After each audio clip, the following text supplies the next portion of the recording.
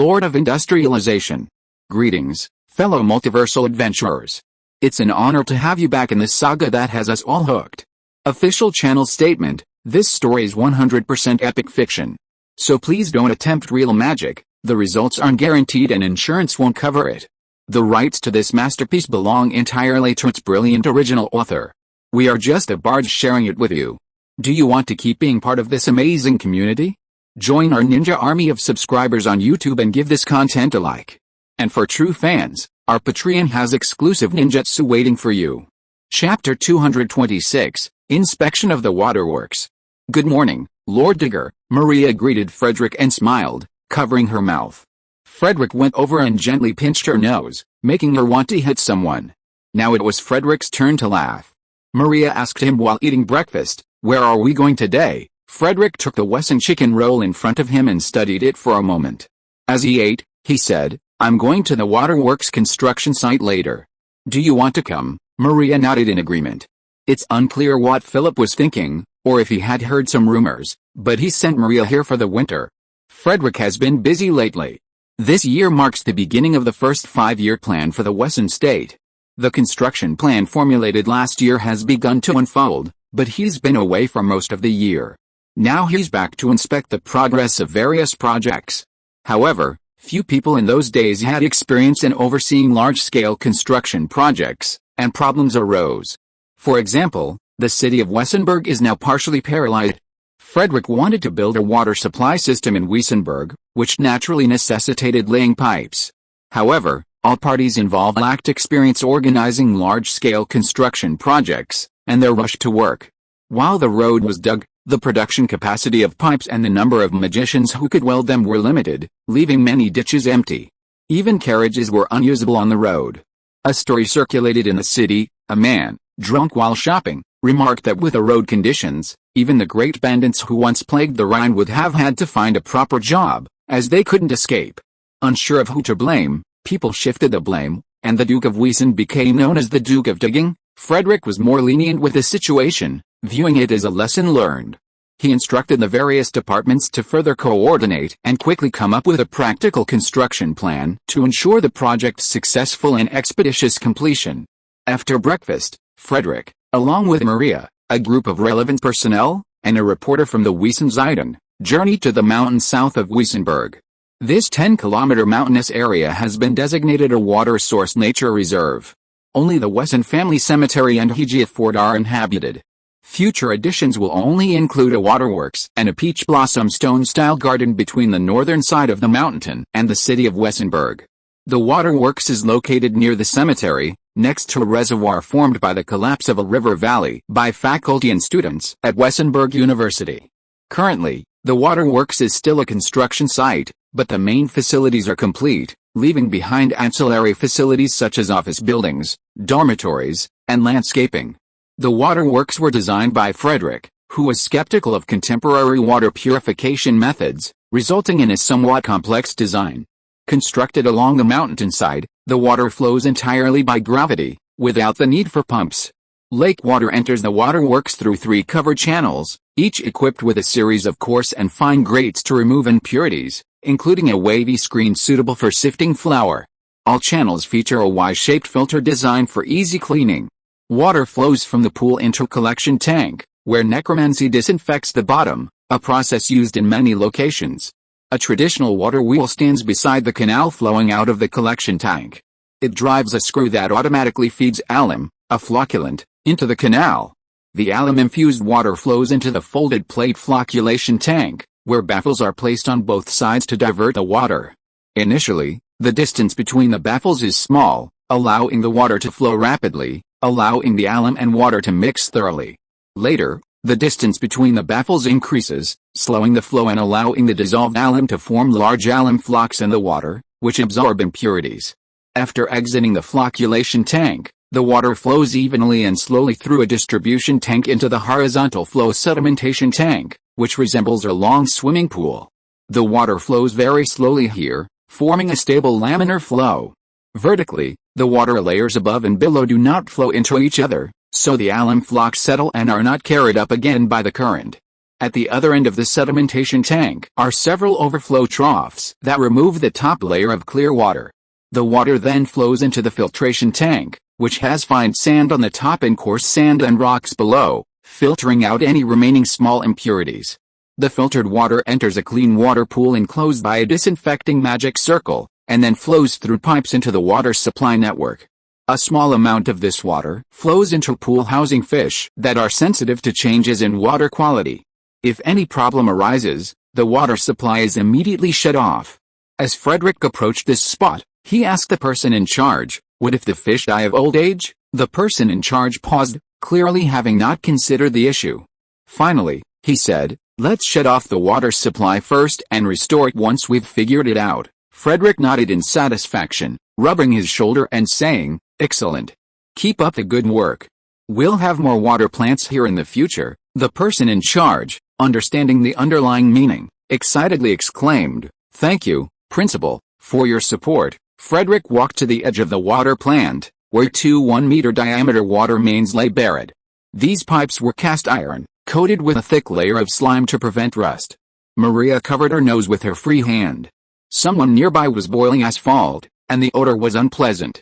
There are asphalt mines here, but asphalt is currently only used for medicinal purposes and ship corrosion protection.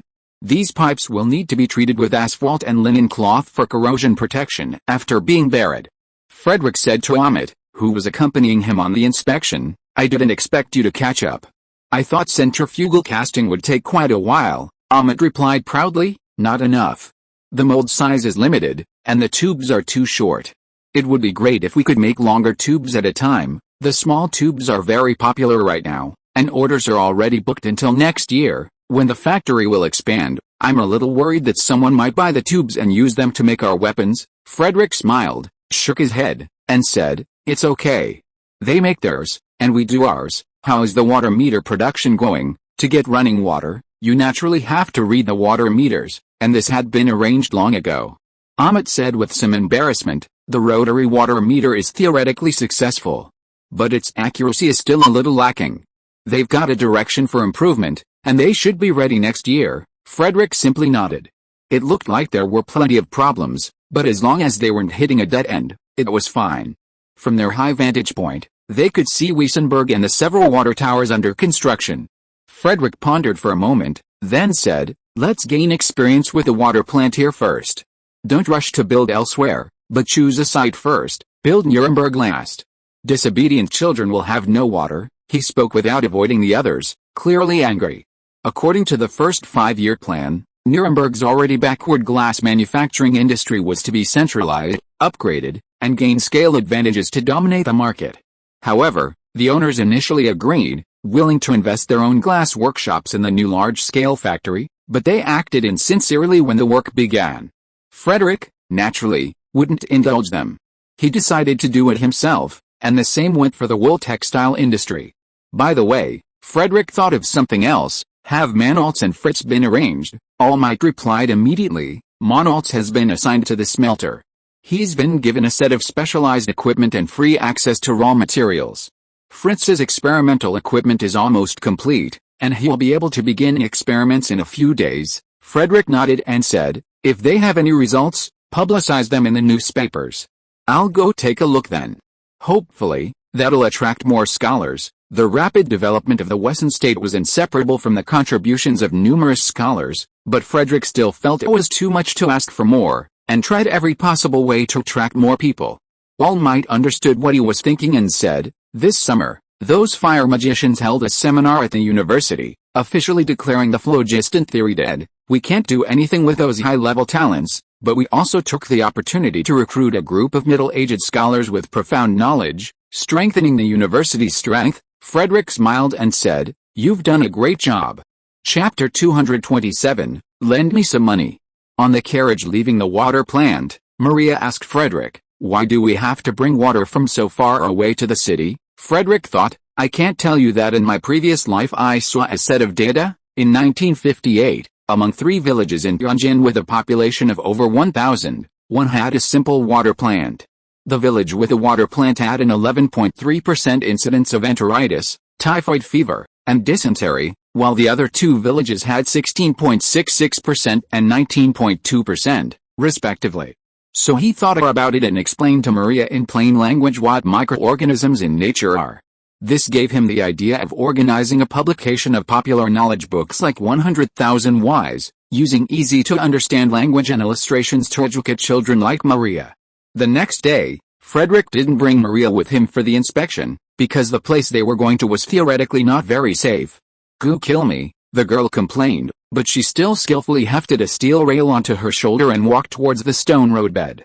At this moment, Bellabrooke's long hair had been cut back to her shoulders. Like the other prisoners, she wore a coarse linen pullover with thick padding sewn onto her shoulders, making her look anything but a countess's daughter. Frederick's appearance caused a stir at the railway construction site. Word of the previous year's war had spread to this area, and the prisoners watched with trepidation, fearing he might capture them and stew them. Only Bellabrooke, with a pout, pretended not to notice, continuing to move rails from the wagon onto the sleepers. Frederick sneered, pointed at her, and said to the foreman of the section, "That woman has successfully caught my attention. Tell her to wait for me in my wagon." He then asked for a ruler and personally measured the roadbed, sleepers, and rails to ensure they met the standards. This section of the railway ran from Wessenland, through the canal side Oak City, to the northwest city of Hausen. It would eventually extend further to Riekart, formerly Ansbach. This railway, built in one go, will be 1.5 meters wide and designed to accommodate 50 horsepower locomotives, capable of pulling 5 to 6 carriages at a time and transporting 120 to 150 tons of freight at speeds exceeding 30 kilometers per hour. The plan calls for railroad access to every town in Wesson, forming a network that will boost transportation across the region. Railway construction will proceed as Frederick's territories expand. Wherever the golden double-headed eagle is hoisted, the railway will follow. Signs of impending unrest are emerging east of the Elbe River, and the Osmogoric Empire appears to be internally unstable. Otherwise, they wouldn't have remained on the defensive in Bohemia after Casimir's defeat. By then, they would have been able to break out of the Bohemian Basin and into the Piast Kingdom. Frederick felt that after the first 5-year plan, initial expansion would be possible. After several more 5-year plans to consolidate their territory, reaching the North Sea coast would be a breeze. Frederick randomly selected several locations for measurement, finding them generally acceptable. Satisfied, he announced that everyone would receive a chicken drumstick tonight. He glanced at the corpses hanging on wooden poles not far away and said to the foreman, "Bury them. They're an eyesore." When he returned to the carriage, Tony had driven everyone away. Bellabrooke was waiting in the carriage. Frederick asked her curiously, "I heard you got into a fight a while ago?" "Yeah," Bellabrooke nodded. "A woman came with her daughter to look for her husband. Her husband died a long time ago, so she worked in the kitchen with the villagers. Some scum wanted to molest her daughter. I happened to be nearby, so I heard the noise and went over to kill them." Bellabrooke had undergone formal night training since she was a child. After 2 years of training, her physical strength and vitality were greatly improved. 3 or 5 ordinary mercenaries really couldn't deal with her. Frederick took a towel from a nearby box, wet it, wiped her face, and said, "I'm a man who distinguishes merits from demerits. You've made a significant contribution, so you can go home now." Bellabrooke wiped the sweat off his face and neck, then shook his head and said, "I'm too embarrassed to go back. Even if I could have gone back before, I can't now." Frederick asked curiously, "Why can't I go back?" Bellabrooke glared at him fiercely and said, "Last year, when I went to buy groceries, I met Baron Addition. He told him all about your business dealings with my family. Now everyone thinks I'm your lover. If I go back like this, you'll think I'm disliked by you. How can I face people?" Frederick was furious and asked, "What are your plans next?" Bellabrooke looked Frederick up and down, nodded, and said, "You're a little older now, and you're quite pretty. I wouldn't mind being your lover. An annual salary of 300 to 500 florins would be enough. That's more worthy of your status." Frederick's forehead was throbbing with anger when he heard this, but he quickly calmed down and said in a cold voice, "I don't support idlers." Unexpectedly, Bellabrooke shook her head, laughed softly and said, "You may not know that the ladies' social circle is a very important circle. You can get a lot of useful information from it. I'm worth the price." "Not interested." Frederick shook his head. "You might as well continue to build railways here. At least you won't starve to death." Bellabrooke pouted and said, "Then lend me some money and do me a few favors." I can support myself and pay you back soon." Frederick did not comment, but just let her talk. "First of all," Bellberg said, "prove that I am your mistress." Frederick was furious and glared at her, saying, "You are going to blackmail me about this and it will never end, right?" Bellberg did not respond, but continued seriously, "I have seen the cooking cars used by your army. I want to buy them. I will buy 5 first, and then buy more when I have money. Now the prisoners of war who are building the railway are all using their wives as cooks. I will recruit them to work for me." Nowadays, railway construction often changes locations. Every time the location changes, the kitchen has to be dismantled and rebuilt. It is very troublesome. It is convenient to have a cooking car like that. It can be moved around the construction site. At that time, I can take charge of all the meals at a construction site. If I take charge of a lot, I can directly purchase from the village. The price is much cheaper, and I can make more money. I heard that many prisoners of war are willing to stay and work in the future. By then, I will have recruited many of their wives, so it will be easy to recruit them again. You'd have hired someone to do the work then. Experienced people like them are definitely better than novices. With my status as your mistress, I'm naturally safe from having my work taken away from me." Frederick was silent for a long time, his gaze sharpening as he looked at Bellberg. "You seem quite clever," Frederick asked again. "Why are you so determined to be my mistress?" Bellberg shrugged calmly. "When I was first captured, if I hadn't said I was a noble and you would definitely take me as your mistress, and that you could get a huge bonus if I handed me over clean, I would have been thrown into the mountains by those men. Do you really think this is a paradise?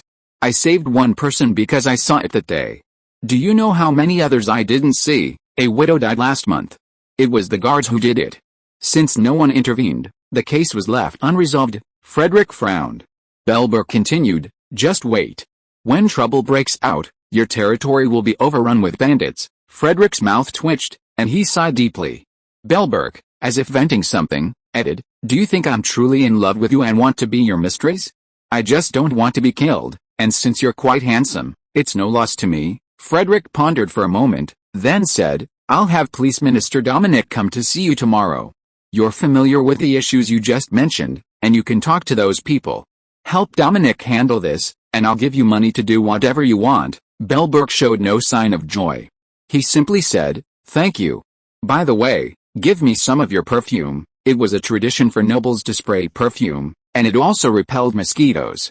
Frederick naturally adapted to the local customs, but he didn't have the habit of constantly transforming himself into a human-shaped sachet, so he didn't carry any. He thought Bellberg was trying to protect himself from mosquitoes, so he said, "I didn't bring any. I'll have someone bring it over later." Bellberg pouted and said, "I don't have your perfume on me. If I go out, I'll be exposed. So, rub it on me." Chapter 228 Seeking Help. October, the mornings came later and later. Frederick, driven by his biological clock, had risen long before, then fallen back asleep. He had spent this time inspecting the situation and was pleased with the results. Everything was running smoothly. While there were still some issues, they were manageable. He didn't need to worry too much, just focus on the big picture. Now he could sleep soundly, anticipating the opening ceremony of the Carolina Canal on November 11th, the Harvest Festival. He didn't know how long he had slept when he felt someone climb onto his bed and pinch his nose, as if to wake him up. Frederick closed his eyes and rubbed his face against a prankster. Maria screamed and reached out to tickle him. "Wake up," Maria called out. "Mother's here, huh?" Frederick was startled. "Why didn't you tell me earlier?" He rubbed Maria's face twice more, then got up, dressed, and washed. In the living room, Sophia said to Frederick with a smile, "I'm sorry to disturb your rest." Maria ran to sit next to her mother and whispered, "He was snoring just now." Frederick immediately said, "It's okay, it's okay, I was just being lazy today." After he finished speaking, he looked at a strange young man in the living room. The man was in his early 20s, with the same black hair as Sophia and her daughter. His eyes were as deep as the moonless night sky. He wore a purple robe with a golden belt around his waist. Sophia introduced him. "This is Prince Dragaces, my distant nephew. He has a favor to ask of you." "I'm just offering an introduction. Whether you can help is entirely up to you." Then, speaking in his authentic Constantinople accent, Prince Dragaces addressed Frederick. "It's a great honor to meet you, Duke Wesson. Your achievements are like the guiding star in the sky, admired by the world." Frederick returned the favor, and after a brief exchange, he understood his identity. The Constantinople incident had been going on for 4 or 5 years. Manuel, Ahmet, and others had fled during that time, ultimately leading to the rise of a warlord named Phocas, who had also blackmailed Frederick. Many members of the previous royal family perished in the turmoil, and Dragaces, as the previous emperor's son, had escaped because he was out of town at the time. Now, through distant relatives, he had sought out Frederick with a simple goal: to restore his kingdom. Dragaces gravely recounted the atrocities committed by Phocas since his usurpation of the throne. Kidnapping and extortion were commonplace, and after collecting taxes for 200 years, he had found opportunities to eliminate all the former nobles of the East Plain Empire and bestowed fiefs upon his cronies. He concluded, "I intend to defeat the false emperor, recover my homeland, and save the people. I hope Duke Wesson can offer some assistance." Frederick listened expressionlessly, pondering quietly, not rushing to express his opinion. Although this man had been introduced by his future mother-in-law, his ambitions were too ambitious. The fact that he needed a referral indicated his weakness and could easily be mistaken for a fraud. Frederick concluded that he had come merely to solicit a sponsorship. Whether the money would be used for the restoration of the kingdom was unknown. Dragaces did not underestimate Frederick because of his age. Although some said he had connections, his ability to remain in the spotlight for so long must have been extraordinary. Over the past few years, he had approached many nobles along the northern shore of the Inner Sea, seeking their help, but in the end, he received only perfunctory promises and a small amount of gold. He had saved a small fortune, and his greatest hope was that Frederick would sell him some weapons. Frederick figured he could just give him a small sum to send him away for the sake of his future mother-in-law. There were so many losers in political struggles, so many eager for revenge. If they all came after him, it would be troublesome. He'd be better off using the money to support a struggling painter. Seeing Frederick didn't respond clearly, Dragaces assumed he didn't have the money, so he said, "The royal family has hidden a treasure for national restoration in the basement of the Royal Library in Constantinople. Its existence is unknown to outsiders. I visited it with my father 10 years ago. It can only be opened by breaking the magical seal at a specific time and in a specific order. I implore Duke Wesson to lend a hand. I will reward you handsomely once I have recaptured Constantinople." Frederick tried to keep his expression calm, but his heart suddenly skipped a beat. Psyche had found a large amount of gold and silver from the library's underground vaults, now minted into gold and silver coins. Could this be the treasures of the restorationists? Frederick then reflected that they had emptied the library's underground vaults, so it seemed reasonable for Dragaces to return the books. Having received so much in return, he couldn't help. He devised an excuse and said sincerely, "It is my unshirkable duty to support His Royal Highness's just cause. Personally, Phocas once blackmailed me, and we share a common goal in this matter." Dragaces was delighted, believing this was a promising opportunity. He expected to receive some money, which would allow him to request the purchase of weapons. However, Frederick's next words frightened him. "The Wesson army will soon be expanded," Frederick said. "For the next few years, our mission will be to expand and reorganize the army. We will not engage in further foreign wars. I can raise a regiment of approximately 2,000 men for your highness. This force will be equipped and trained like the Wesson army. You will provide your own men, while I will be responsible for equipment, logistics, and instructors. I will donate the military pay to you and you will distribute it. Command and personnel management will also be your responsibility." According to the plan, the Wesson army will travel east of the Elbe River as mercenaries next year to hunt monsters. "If your highness wishes, you may join us." Dragaces quickly recovered from his shock. The military aid Frederick had mentioned went beyond simple moral support, and since he was unfamiliar with him, he feared there might be something else behind it. He solemnly asked Frederick, "What, then, is the price?" Frederick replied, "I will replace the Venetians." Dragaces pondered this. The Venetians and the royal family had been feuding over commercial matters, leading to a rebellion that had been planned for years. They ultimately seized a vast duty-free port area, snaring a significant portion of Constantinople's main source of income. Dragaces, thinking he had nothing now and could not acquire resources without giving something, cautiously said, "I will grant you a fiefdom." Frederick smiled. A duty-free zone and a fiefdom were two different things, but he agreed nonetheless. After all, the matter was still unfinished, and it was too early to discuss details. He would eventually extend his influence into the inner sea. If Dragas's restoration was successful, he would gain a crucial foothold in Constantinople, where he would have greater authority. Dragas stood up, saluted, and said, "Thank you for your generosity, sir. Many in Constantinople are dissatisfied with a false emperor. I will send back to recruit." He still had a few loyalists around him, but they numbered less than 500. If he wanted to raise an army, he would have to return to find his opponents. Frederick smiled and said, "Don't rush. Stay and attend the opening ceremony of the Carolina Canal. You can also go to the University of Wessenland. There are many teachers and students from Constantia there, maybe you can find help." Dragas smiled a little sheepishly. He did have his sights set on those people, but fearing Frederick's anger, he had only planned to poach them secretly. He hadn't expected Frederick to let him recruit them. Frederick was naturally not worried. Many people at the University of Wessenland were money-oriented, and since only the state of Wessenland could showcase their talents, they would probably donate.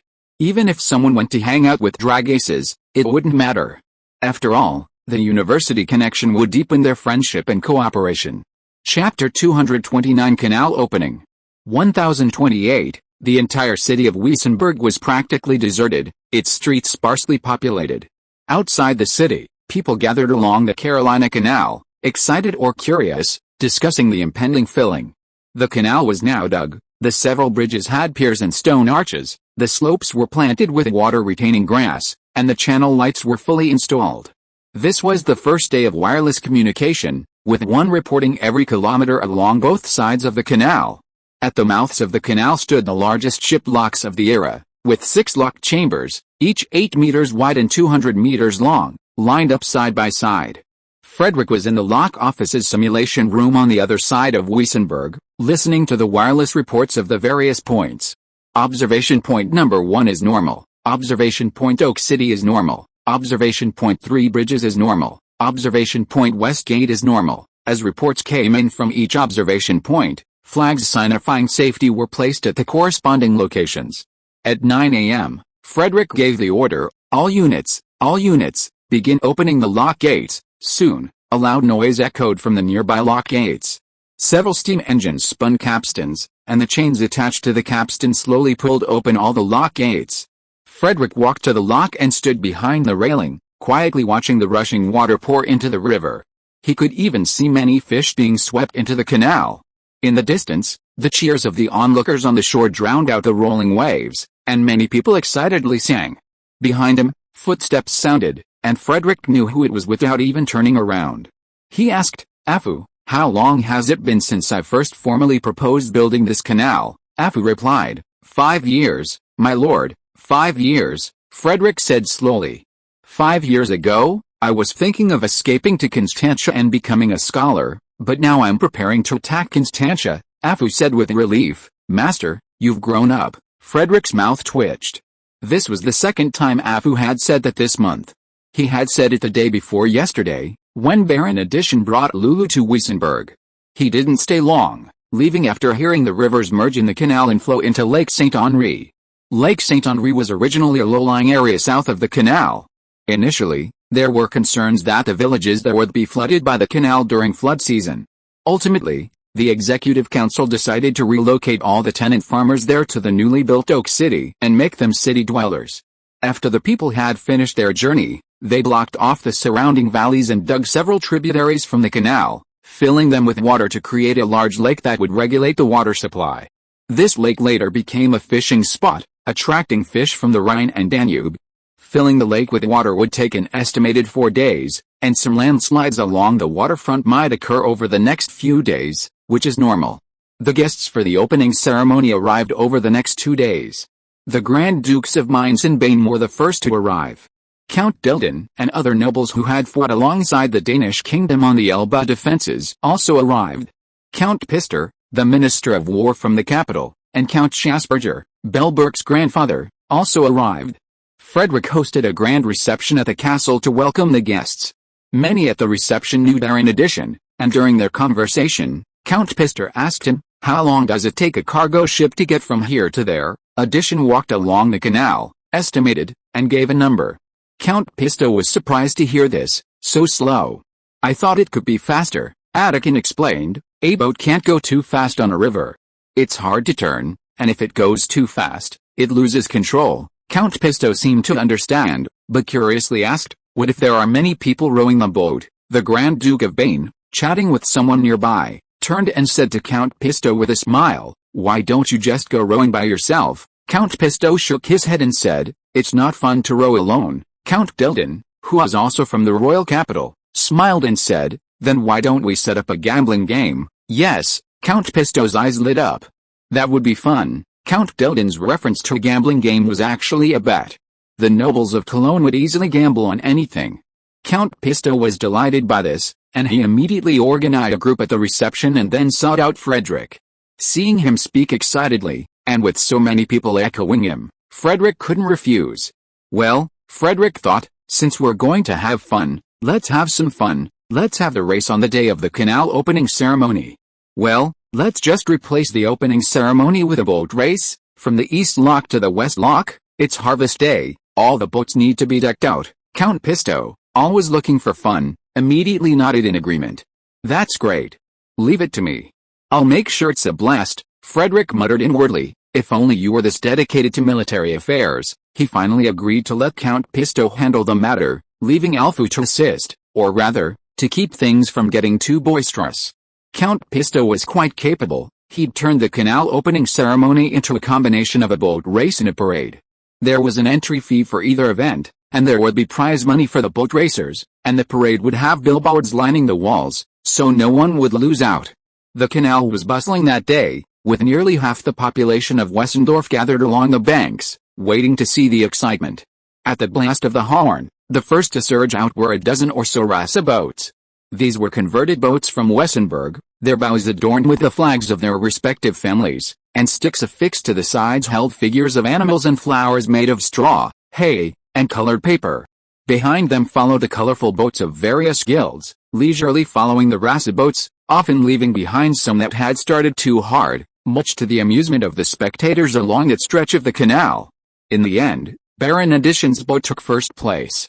These seafaring men treated the canal rowing like a sport. There was no need to compete, just to maintain a good pace.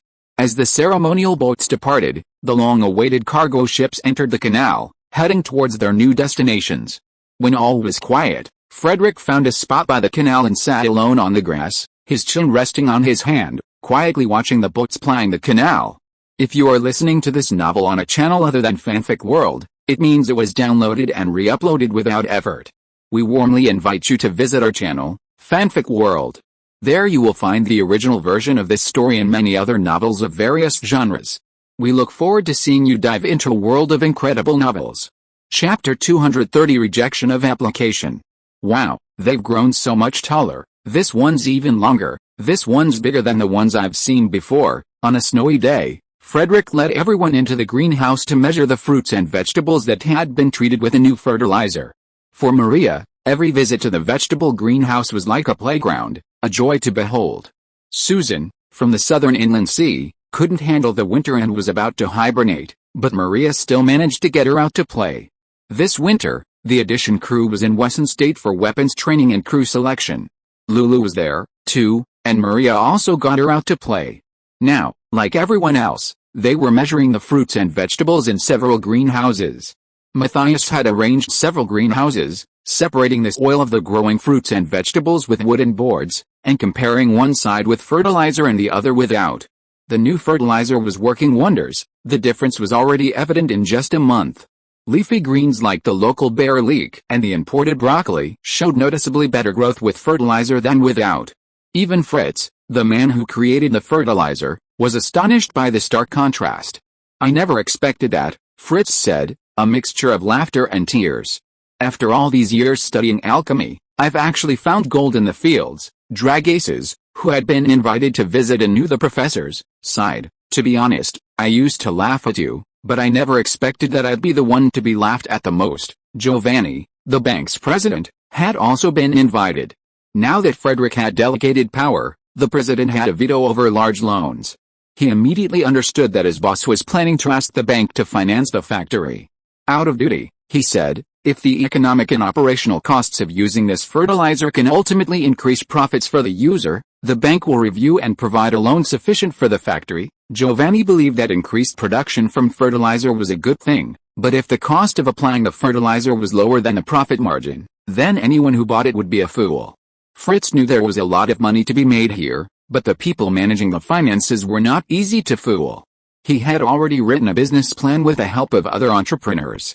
He told Giovanni, "I've done cost calculations, and equipment depreciation accounts for a significant portion of the production cost of this fertilizer. If we can secure sufficient investment all at once and use larger equipment, production efficiency and factory profitability will be much higher than with smaller equipment." He then explained to Giovanni that fertilizer production is like cooking in a pot. The larger the pot, the more it can produce at once.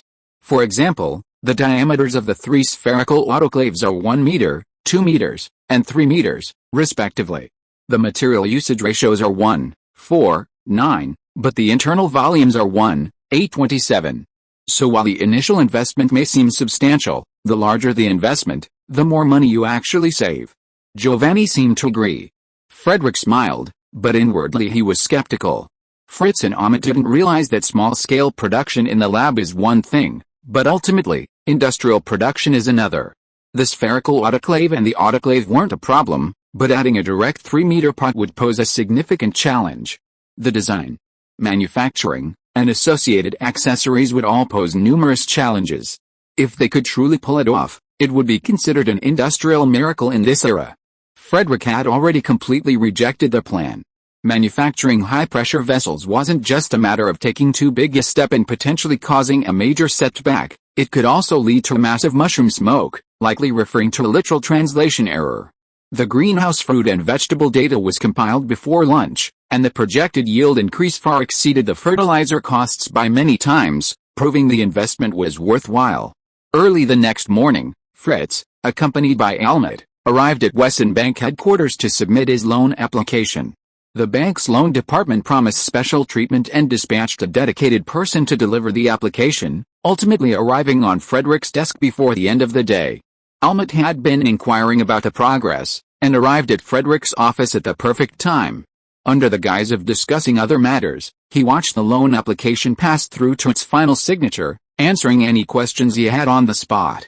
Frederick took the application from Vanessa, opened it, and read it calmly and carefully. Finally, on the first page, he wrote taking too big a step and potentially causing a major setback in his own column. While there was no mention of nonsense or bullshit, anyone could see what he meant. Vanessa took the application and gave it to the bank staff to take back. Ahmet hadn't seen Frederick's comments, but she knew the application had been signed by the supervisor. She assumed it must have been approved, so she excused herself, saying she was leaving. When Vanessa returned, Ahmet had already left. Frederick was the only one left in the office, leaning back in his chair, looking a little tired. "Sir," Vanessa poured him a cup of hot milk tea. "How could you write such a comment?" In all her years working, this was the first time she had ever seen such a ridiculous comment. Frederick didn't answer, simply asking, "Have you been seeing Schmidt lately?" Vanessa blushed slightly, placing her teacup on the table before answering, "Tonight, he and I are taking Liebherr shopping. Liebherr wants to give Katharina a gift." There were many people named Katharina, and Frederick was unsure for a moment. After asking, he realized it was the youngest daughter of Beecher, the god of combustion. She currently taught at the University of Wiesenberg and was researching heating systems for steam engines and hot airships. "That's her," Frederick said, taking a sip of his hot milk tea. "I remember one of the Grand Duke of Mainz's grandsons was courting her." "So what?" Vanessa said. "Katharina doesn't like that playboy. She prefers scholars and the like." Frederick simply nodded. Normally, it was not a matter he could intervene in. He didn't care about the gossip and said to Vanessa, "Talk to them tonight about the comments." The next day, after receiving his rejected loan, Fritz went to Ahmet's office immediately. He found him and his students sitting there with gloomy faces, seemingly discussing something difficult. "Are you kidding me?" Fritz angrily threw the loan application in front of Ahmet. "Are you making a fool of me in front of Duke Wesson?" Ahmet's brow furrowed as he glanced at the application. Naturally, the application didn't have the bank's internal forms, so he couldn't see what Frederick had written. "This is my fault," Ahmet sighed. "I didn't communicate well with the president," Schmidt said. "I've been thinking about it all night. The president asked his secretary to pass on the comments to us. He must be worried that we can't produce such large high-voltage equipment. If it malfunctions, it will be a huge problem. What should we do then? Fritz asked with a sullen face. Try to revise the application, Almut said to him. Perhaps we've set our sights too high. Perhaps a lower goal will work, Schmidt also said. I think that's the problem. When we were researching steam engines and tractors, the principal emphasized the importance of gradual progress in production, starting small and accumulating experience gradually. Chapter 231, Build a Nest to Attract Phoenix. With the arrival of winter, the rivers and lakes of Wessenland were frozen. This year, the ice was bustling with activity. Some of the sailors brought by Baron Adelkin came from the dark lands of the north. During their break, they tied 2 wooden sticks to the soles of their feet and skated on the ice. This practice quickly became popular in Wessenland. Let's go ice skating together, Maria asked Frederick, who rarely went to play in the study. Frederick hugged her and rubbed his face against hers, then shook his head slightly and said, "You guys go play, I have things to do." Maria pouted and left. A moment later, a person walked into the study. If you didn't pay attention, you would mistake it for a little white bear. Susan, who was on the verge of hibernation, walked in. Her large, watery golden eyes looked at Frederick and timidly said, "Would you like to go ice skating with us?" Frederick smiled and pinched her nose, then said, "You guys go have fun. I need to write something. Be careful not to catch a cold. The weather here is not as good as it is down south." Susan left without success. Next in line was Lulu, who grabbed Frederick's arm and tried to leave. She couldn't pull him away, so Frederick pulled her closer and rubbed her face against his. Embarrassed, she punched him twice before running away. Silence finally settled in the study, and Frederick continued to write furiously. Soon, Psyche walked in. Frederick was startled and asked, "Are you playing with them?" Psyche replied seriously, "They bribed me with sesame candy." "What are you busy with?" "It's a rare nice day without snow," Frederick replied. "I've discovered a serious problem and I need to solve it now." "Tell me about it," Psyche said, seeming to have forgotten why she was there. She poured 2 cups of hot milk tea and took them to the table before sitting down. Frederick paused and asked, "Have you heard they're planning to build a spherical autoclave with a diameter of 3 meters? Psyche nodded, waiting for the next step. Frederick took a sip of his cup of milk tea and said in a deep voice, "This incident has reminded me that the rapid development in the past 2 years has made people too optimistic. They used to just walk, but recently they have started running, and their speed is much faster than walking. So some people think that as long as they work harder, they can run faster than sound on their own 2 legs. I asked the bank to compile a statistics of industrial loans that did not require my signature this year. There are quite a few similar problems. The reason for this phenomenon is that we have too few talents and cannot keep up with the development. Although Ahmed and others have made some achievements in one aspect, they are not omniscient and omnipotent. They are not capable of dealing with projects that require multidisciplinary support. Like this time, he and others did not calculate the design of the high-pressure vessel, but just piled up materials, and in the end they didn't pile enough." Psyche listened to him quietly and then asked, "So, you are going to recruit more talents?" Frederick did not answer this question, but asked her, "What do you think science is?" Psyche rolled her eyes at him and said unhappily, "After all, I received 9 years of compulsory education, not a complete failure." Frederick smiled and asked her, "Did you get the 3 Good Students Award?" Psyche replied proudly, "I got a wall." "I kind of understand what you mean," she said, returning to the original topic. "In many worlds like yours, there are indeed many people who put the cart before the horse and believe that nuclear weapons and electronic computers equal science. However, those are merely landmark products of scientific development, not science itself. Science is an orderly knowledge system based on testable explanations and predictions about the form and organization of objective things. It is a truthful knowledge system. Some people who travel to the magical world sometimes have trouble wrapping their minds around it.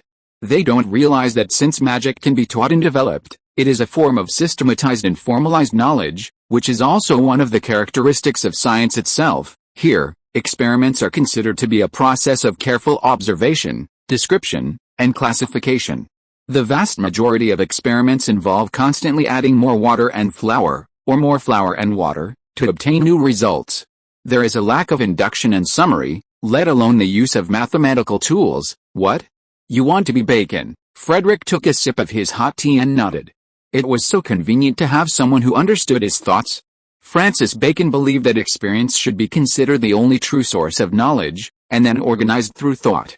Now that someone had achieved the first step, Frederick wanted to complete the second part. How do you want to do it? Psyche asked him with interest. Another book? Frederick shook his head and said seriously, I want to establish an Academy of Sciences, one that is unaffiliated with politics and faith, and focuses solely on scientific research. Psyche smiled and said, what a huge ambition. Among other things, the first leader of this academy must be highly respected, have convincing results, be fair and just, and be able to coordinate those proud scholars. You're such a person. Are you targeting me? The more she spoke, the more she felt that among the people Frederick knew, she was the only one who best met these requirements. Frederick smiled innocently, clearly targeting Psyche. Psyche was silent for a moment, then sighed and said, oh, forget it, I have to leave early. I'd better leave some traces here before I go. Frederick was stunned at first, then calmed down and asked, when are you leaving? Psyche replied, about 200 years later. There has been some turmoil between the neighboring worlds recently, and the window for leaving here has been brought forward. Oh, Frederick nodded. Then I can't see you off. Just burn some incense for me before you leave. Then he returned to the topic of the Academy of Sciences. The role of this academy is to gather talents. Whether they are professional scholars or people who like to do research, they can join. The academy organizes various activities regularly or irregularly. The Academy of Sciences will establish a board of directors for management, and the personnel will be elected. At the same time, a system of rewards for achievements and peer review will be established. There are some details that I haven't thought of yet.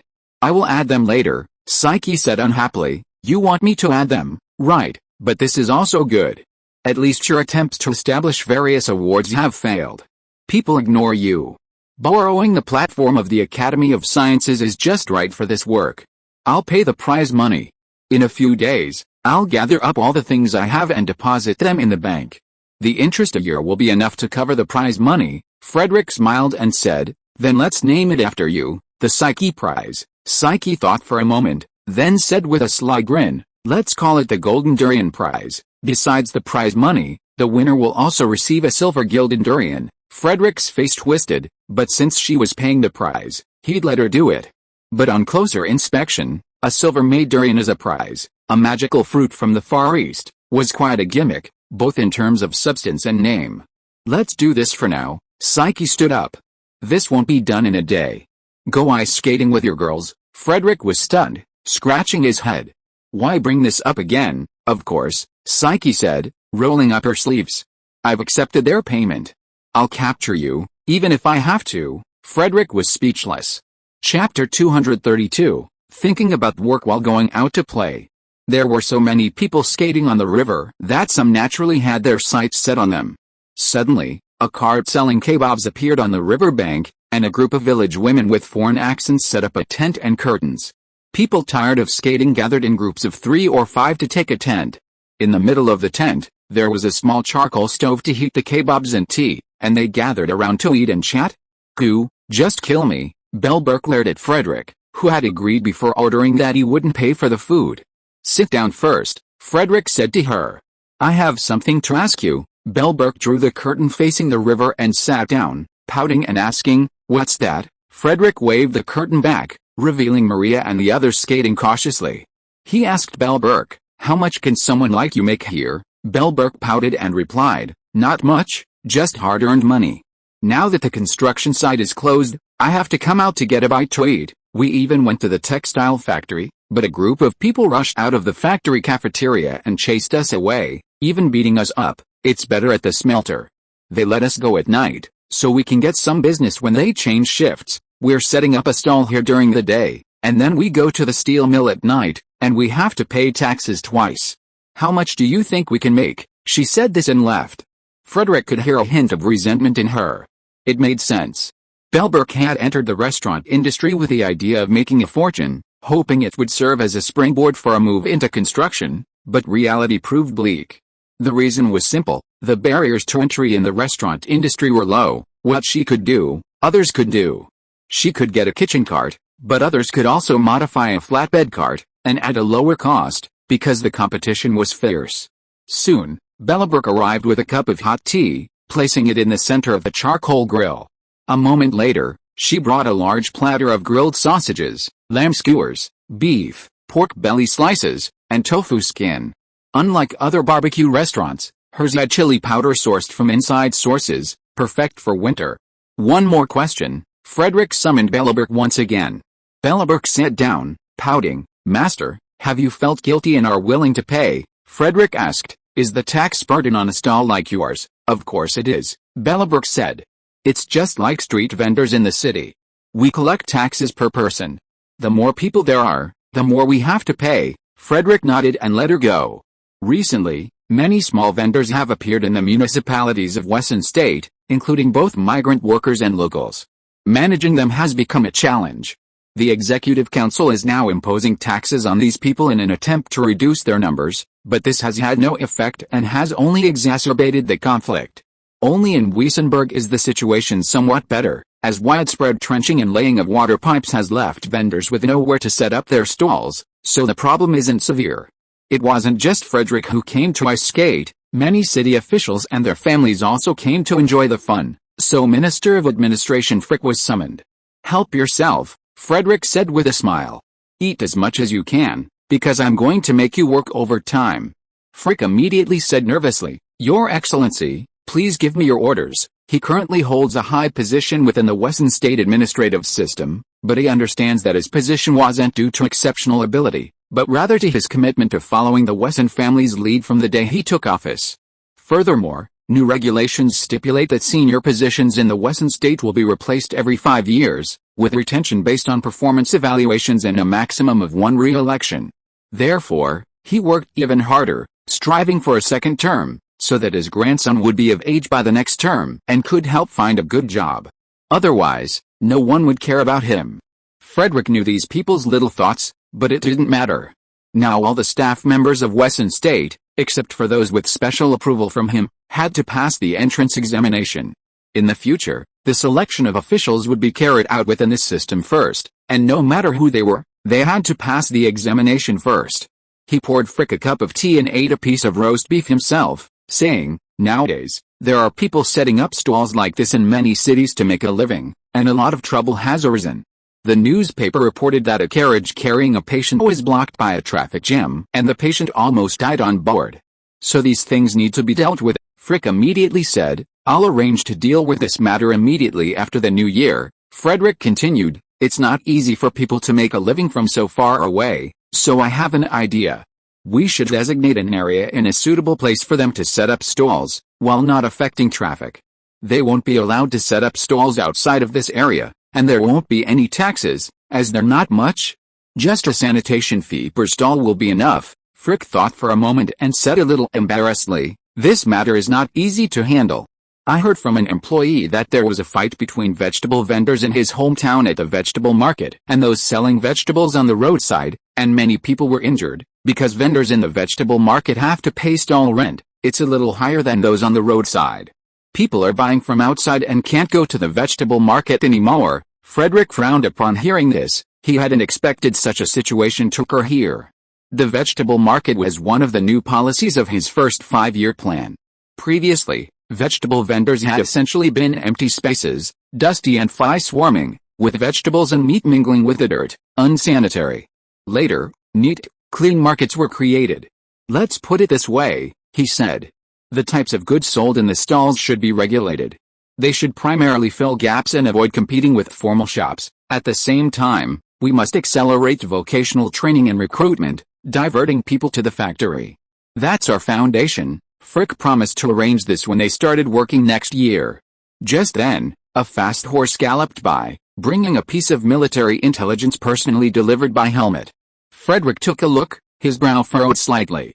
Then he said, Don't worry about them. Just prepare the border defenses for any eventuality. After Helmet left, he said to Frick, The Duchy of Franconia to our north and the Confederation of Legends to our east have been at war. 100 men fought, and I wonder what they were doing in this freezing weather. Frick looked around to see if anyone else was around. He whispered to Frederick, Sir, should we confront them later? Frederick shook his head and said, No hurry. We don't have enough troops to defend these two places right now, nor do we have enough officials to govern them. The expansion of the administrative system in recent years is to prepare for the future. Frick understood and didn't ask any more questions. He saw Maria and the others return from their playful outing and tactfully slip away. HMPH, Maria, sitting across from Frederick, turned her head and ignored him. Susan and Lulu did the same, talking to themselves and ignoring Frederick. Frederick smiled and handed them the skewers. They ate, but they refused to talk to anyone they hadn't come with. "Have some hot tea," Frederick said, smiling as he poured them some. They'd originally agreed to go ice skating together, but when he saw Burke and the others, he remembered his work and didn't go. It was a good excuse, covering up the fact he couldn't skate and saving a little face. Chapter 233 Planning the Sea. The girls' Cold War with Frederick only lasted until they were halfway through their barbecue. Their faces were flushed and they were sweating profusely. Frederick hurriedly asked Taro and the maid to bring dry towels to their backs to absorb the sweat, lest their clothes get wet and the wind blow them. Maria and Susan both had their own personal maids who had been there since they were little, but Lulu naturally didn't have one, so Frederick asked Taro to take care of her for the time being. Maria had never seen the sea, so she asked Lulu curiously, "Are there really fish as big as houses in the sea?" "Yes, there are," Lulu said while eating grilled tofu skin. "The best warriors are those who can catch whales in our place. They use many harpoons to pierce the whales at sea, and the ropes behind the harpoons are tied to large empty wooden barrels. They just follow the whales until they kill them. If the wind is good, they use a boat to drag the whales back to the shore. The skin is used to make clothes that are waterproof and strong. Sailors like it very much. The oil under the skin is very thick, and the meat is delicious. The bones can also be used to make roofs." She put down the half-eaten tofu skin and stretched out her hands to gesture to describe the size of the whale and how it sprayed water. Maria and Susan were stunned. Finally, Frederick said, "I have ordered a whale bone specimen, which will be placed in the zoo in a few years." Maria said with some longing, "I also want to see what the sea looks like." At this time, Frederick asked her, "I will go to Sister Katie's hometown next year. It is on the island. Do you want to go?" Maria laughed at first, and then said a little depressed, "I don't know if my father and mother will allow me to go." Frederick deliberately smiled evilly and said, "If they don't agree, I will take you there secretly." At this time, Susan said, "Sister Maria can hide in the barrel." Frederick touched Susan's head with his clean hands and praised, "You are so smart." While talking and laughing, Frederick saw a familiar young man passing by, thought for a while and shouted, "Is that Casper over there?" The first time Frederick saw Casper was in the refugee camp near Maria's house. At that time, a big thief exposed his identity. Compared with that time, Casper has grown up and looks a little strong. Casper turned around to look for the source of the sound, and finally determined that it was the Duke in the shed surrounded by maids who was calling him, so he hurried over to greet him. Frederick smiled and asked him, "It's been a long time since we last met. How is your grandma?" Casper immediately replied, "Thank you for your concern. My grandma has always been in good health and is busy in the restaurant every day." Frederick nodded and said, "The old lady's restaurant is very famous now. What are you doing now?" "Your friend is called Zoopeyer, right? What is he doing now?" Casper answered a little embarrassedly, "Zoopeyer and I graduated from the Carpenters Union School this year.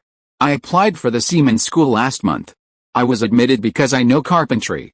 Zoopeyer was very seasick, so he went to the shipyard. Frederick saw that he was still holding the hardwood strips for skating in his hand, and said, "Be prepared to suffer hardships when you become a seaman. Have a good meal before going to school. Tell Zoopeyer to be careful when working in the shipyard." "Okay. I won't delay you from having fun." Casper handed his luggage to Frederick and slipped away. It seemed that he was very nervous just now. Maria asked Frederick curiously, "Why does he want to eat something delicious before going to school?" Lulu replied fearfully, "Because Frederick is so mean. There are so many machines in school that it's hard to eat." Maria was still puzzled, but Frederick smiled and said, "We'll find out tomorrow when we go." Frederick then asked Lulu, "Are you used to being at sea?" "Very well," Lulu said. "I felt a little dizzy at first, but I'm fine now." Frederick stroked her head and said, "Work hard and learn more from Baron Addition. In a few years, maybe I can give you a fleet that can sail even when there's no wind." Lulu's face flushed. They spent the rest of their conversation by the charcoal stove, chatting about the sea. Lulu recounted almost every story she'd heard and seen. Maria and Susan were stunned by their stories of the sea and foreign lands, especially the profits from maritime trade. which made Maria, who had begun to understand the meaning of money, stare wide-eyed. Frederick's earlier promise to Lulu of a fleet of steamships in a few years was nothing but bragging, a promise he'd made to the young woman. His ideal steamship was modeled after the Great Britain, the first transatlantic steamship to sail on July 26, 1845. It was about 100 meters long, displaced 3,600 tons fully loaded, and was powered by a 500-horsepower steam engine with a steel hull. He aimed to have it built before Psyche offered him incense. His first goal was to match the Archimedes, which debuted on May 2, 1839. It was about 40 meters long, displaced 237 tons fully loaded, and had two 30-horsepower steam engines, along with a mast and sails. However, there were many problems to be solved, the most daunting of which was the propeller. Frederick had no idea of the key aspects of propeller design, how to correctly balance the relationships between various factors such as diameter, pitch ratio, disc ratio, blade profile, number of blades, and rotational speed. All he could do was to have the University of Wessenland use a crude method of continuous testing and improvement to see which one would produce the highest thrust at the same rotational speed. Frederick had already decided, if propellers couldn't keep up, then paddle steamers would be the solution.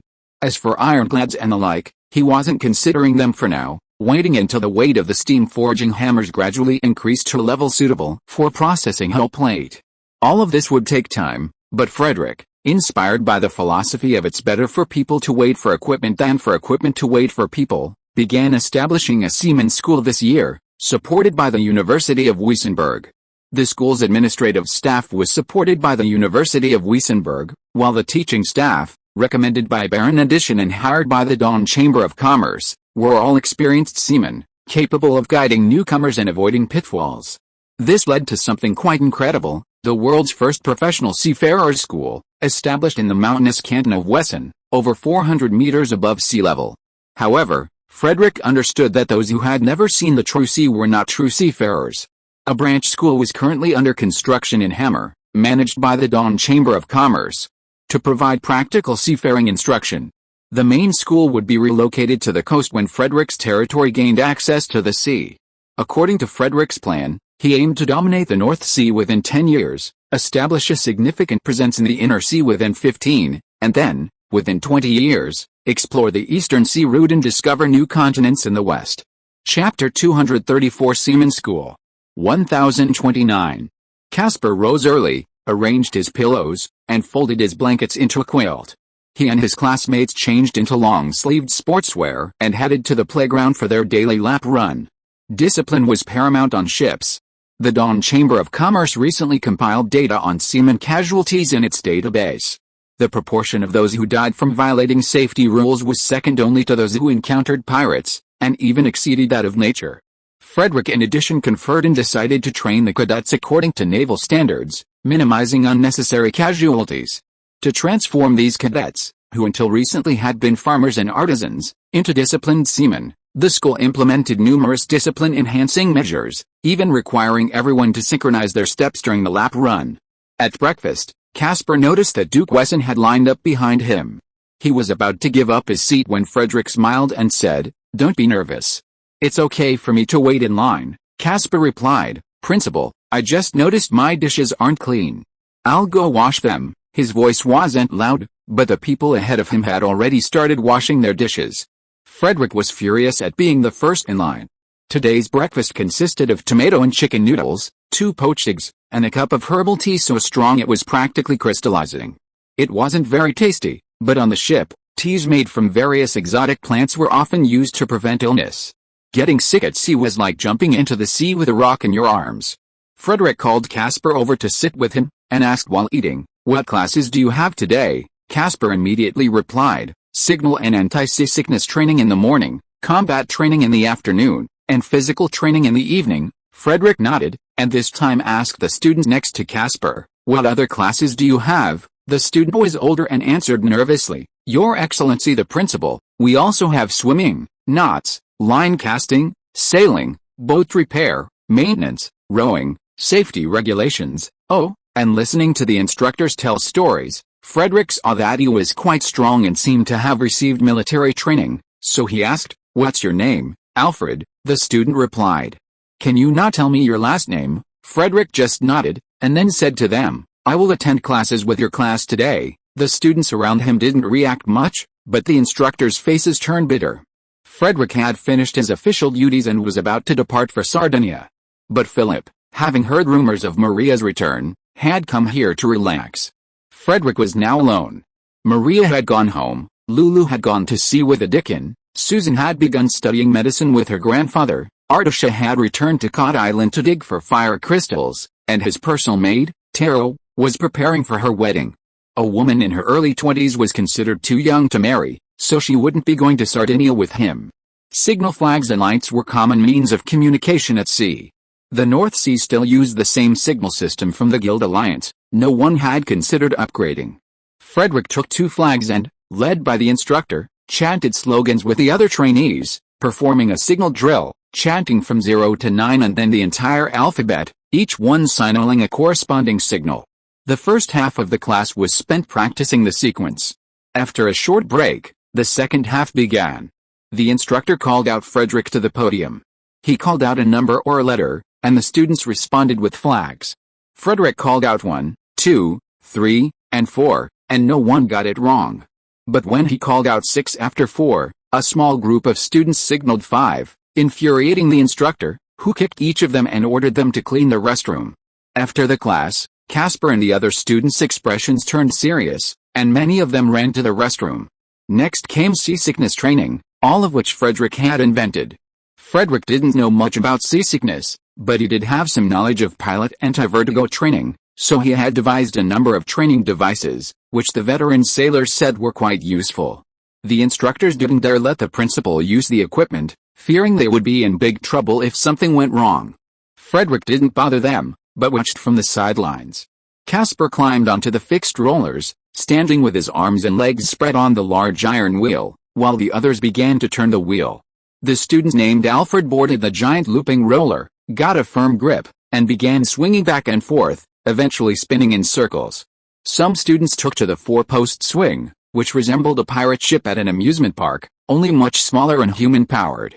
These exercises were just the starters. The real challenge lay in 2 recently constructed training devices.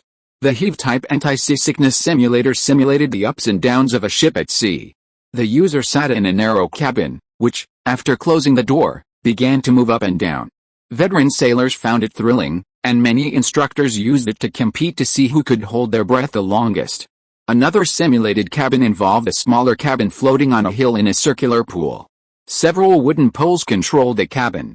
Once a student sat in, the others manipulated the poles to rotate, tilt, and tilt the cabin. After all this training, only a few students seemed fine. Most felt a bit dizzy, and a few sat on the ground to recover. In the afternoon, the students conducted combat training on the wave logs. Dummies were placed on wooden boards suspended at the 4 corners like swings. The trainees stood on the swaying boards and hacked at them with blunt machetes, aiming to hone their basic skills first. Frederick tried it and did quite well. Years of training had kept him in good shape, and the shaking hadn't distorted his movements. At dinner, he found Frio, the middle-aged man in charge of the teaching. He was incredibly muscular, always had a bottle of wine in his hand, and had spent decades at sea. Frederick asked him, "How good are these students after graduation?" Frio took a sip of wine and replied, "They are all good young men. After a few trips to the sea, they will become qualified sailors. It is much better than directly recruiting people who know nothing." Frederick smiled and said, "That's all because of your good teaching." Frio took 2 sips of wine and asked, "Sir, have you heard of the legend of the King of the Sea?" Frederick thought for a moment and said, "I read in a book. It is said that he was once the most powerful man on the sea. He traveled to every inch of the coast of the earth, married the most beautiful women in every port, and finally sailed into the deep sea." Frio nodded and said, "Yes, there is a legend about him. I wonder if you have heard of it, sir. The last time he sailed, he headed west, and then there was no news of him. More than 10 years later, someone found his ship near Cod Island. Everyone on the ship was dead, and his body was found in the captain's room. He was writing a letter before he died. The letter didn't mention the recipient, only half a sentence, which said, 'You are right. I found out my neighbor's great-grandfather was one of the sailors who discovered that ship.'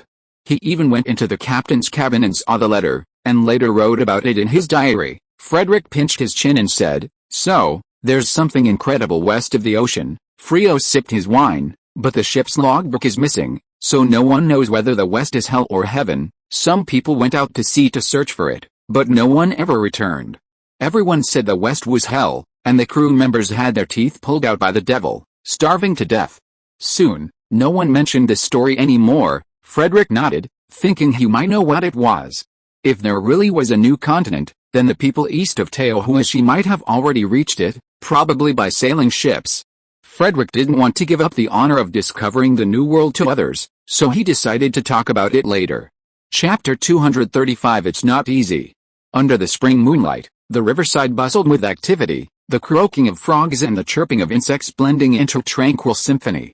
The waterside blossomed with tiny, shimmering golden flowers, attracting insects to pollinate them.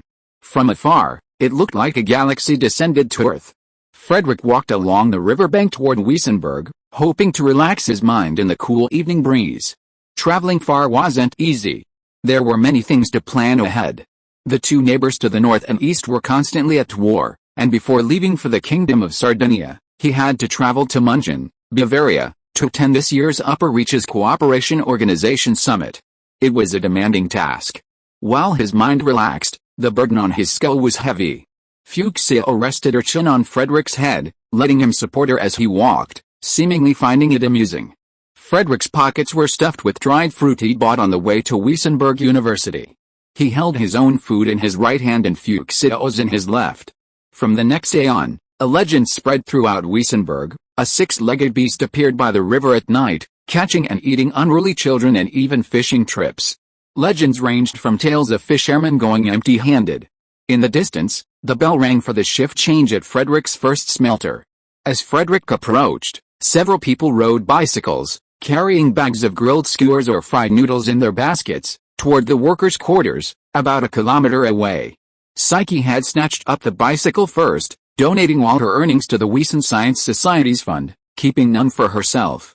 With bicycles came tricycles. A line was drawn along the roadside outside the smelter's gates, and within it stood a row of tricycles loaded with kitchenware. Women with out-of-town accents sold grilled skewers, fried noodles, braised meat, steamed buns, and dumplings. Workers leaving their shifts, those with families, bought food to take home. Those who weren't in a hurry to go home found a folding table behind the stalls under the streetlights, sat on mats, and ate their fill before returning. Frederick watched from a distance for a while, then let Dawn go back alone and went to have some midnight snack. Dawn didn't like the smell of cooking fumes and the odor coming from the smelter, so when he saw him going that way, he flew back. At the midnight snack stall, if you were alone, you would order a plate of fried noodles or steamed buns, a braised egg or braised chicken leg, and drink it with a cold beer before going back. In groups of 3 or 5, they would start with a set meal of kebabs, and of course a cold beer was a must, with a plate of braised offal, a steamer basket, and finally a fruit plate, chatting while eating with the skewers as forks. Only Frederick sat down alone and ordered a grilled fish, a roasted fat lamb, a platter of braised pork offal, a plate of raw carrot sticks, and a large glass of cold beer. The midnight snack stall was quite busy today, with few people eating alone. Everyone was basically discussing the same topic.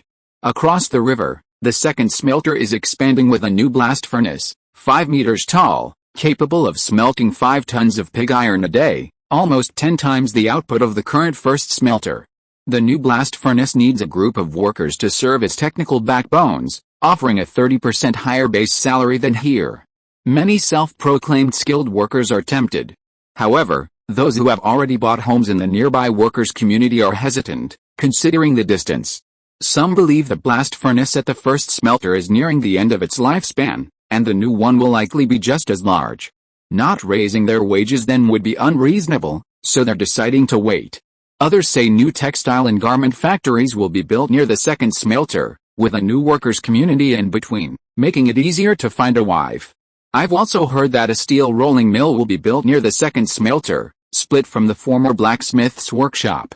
Since that area is also home to many men, competition will be fierce.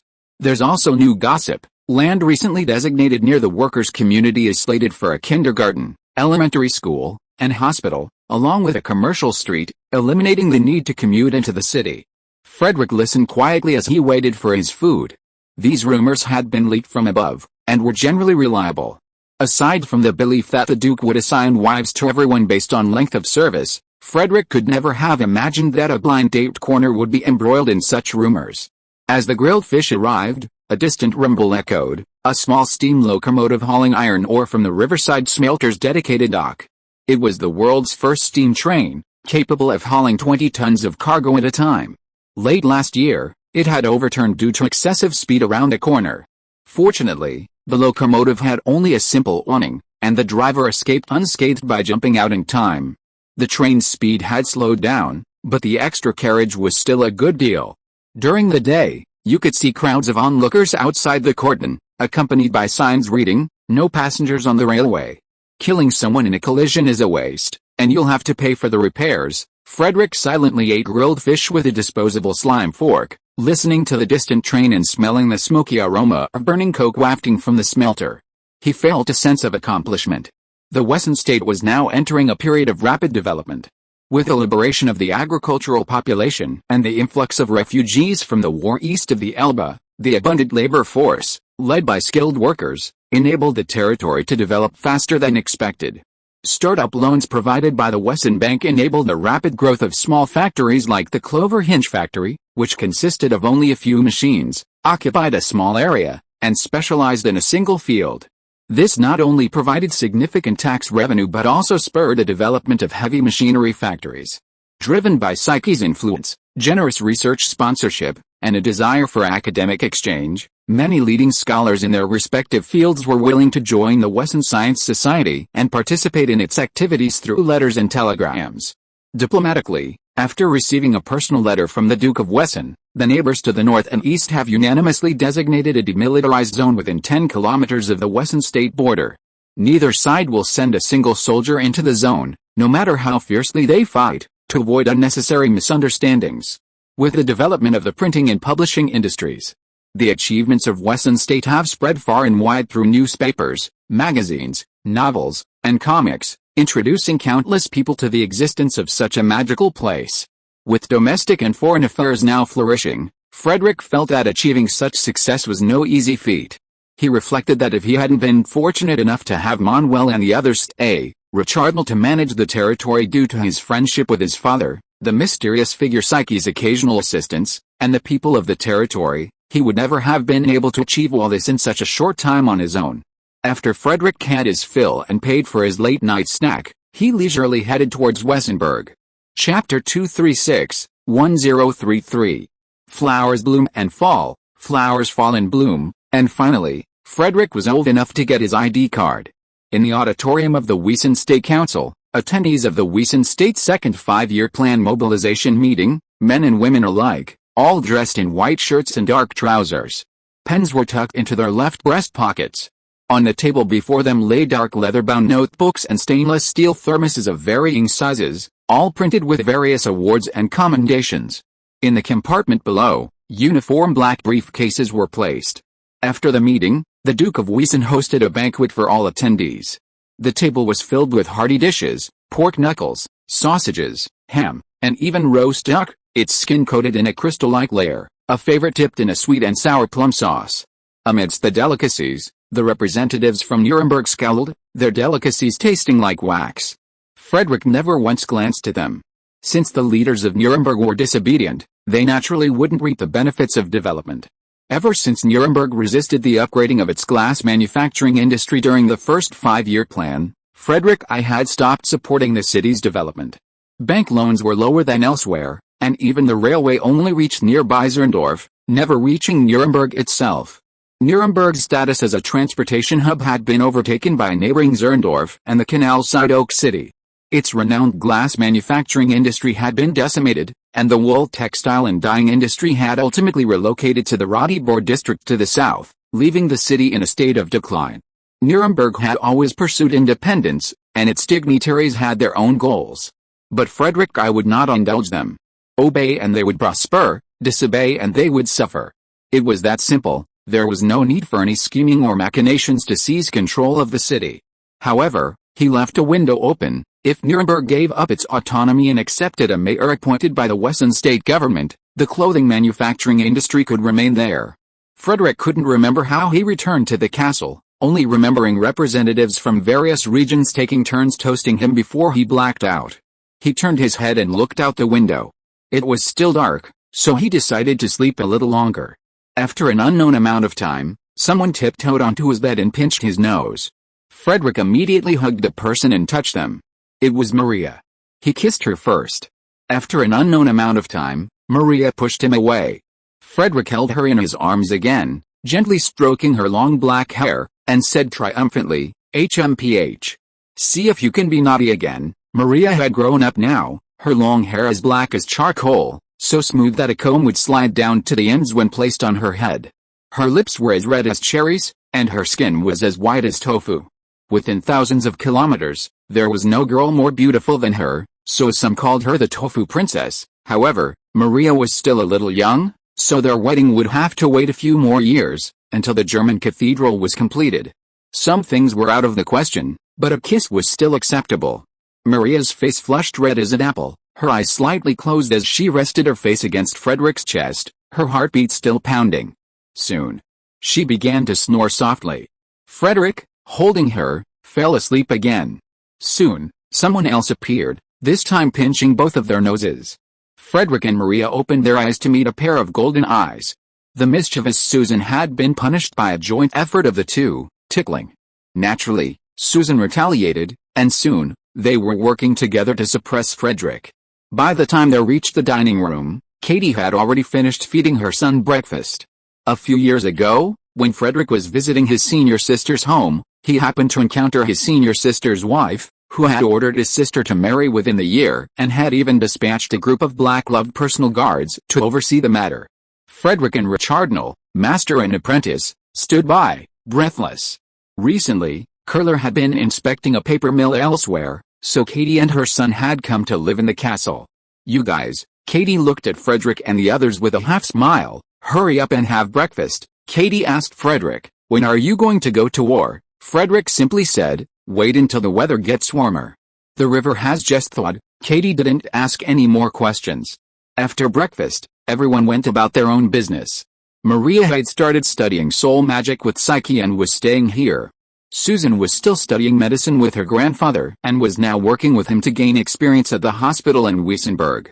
Frederick processed some documents that Vanessa had sorted out in his study, and then went to inspect the construction site of the German cathedral. Many of the people around Frederick were married now. Vanessa and Schmidt got married last year and were about to start their maternity leave. Frederick now had a complete secretarial system around him, so the temporary lack of a chief secretary was not a big problem. The construction sites of the German cathedral and the adjacent Edelweiss library are currently staffed by the best construction workers in the Wessenland state. The main structures of both buildings are growing at a rate of 3 meters every 10 days and will soon be topped out. The Grand Duke of Mainz, now 87 years old, has delegated fiefdom affairs to his eldest son. For the past 2 years, he has been stationed at the construction site, watching these two Germanic wonders gradually take shape.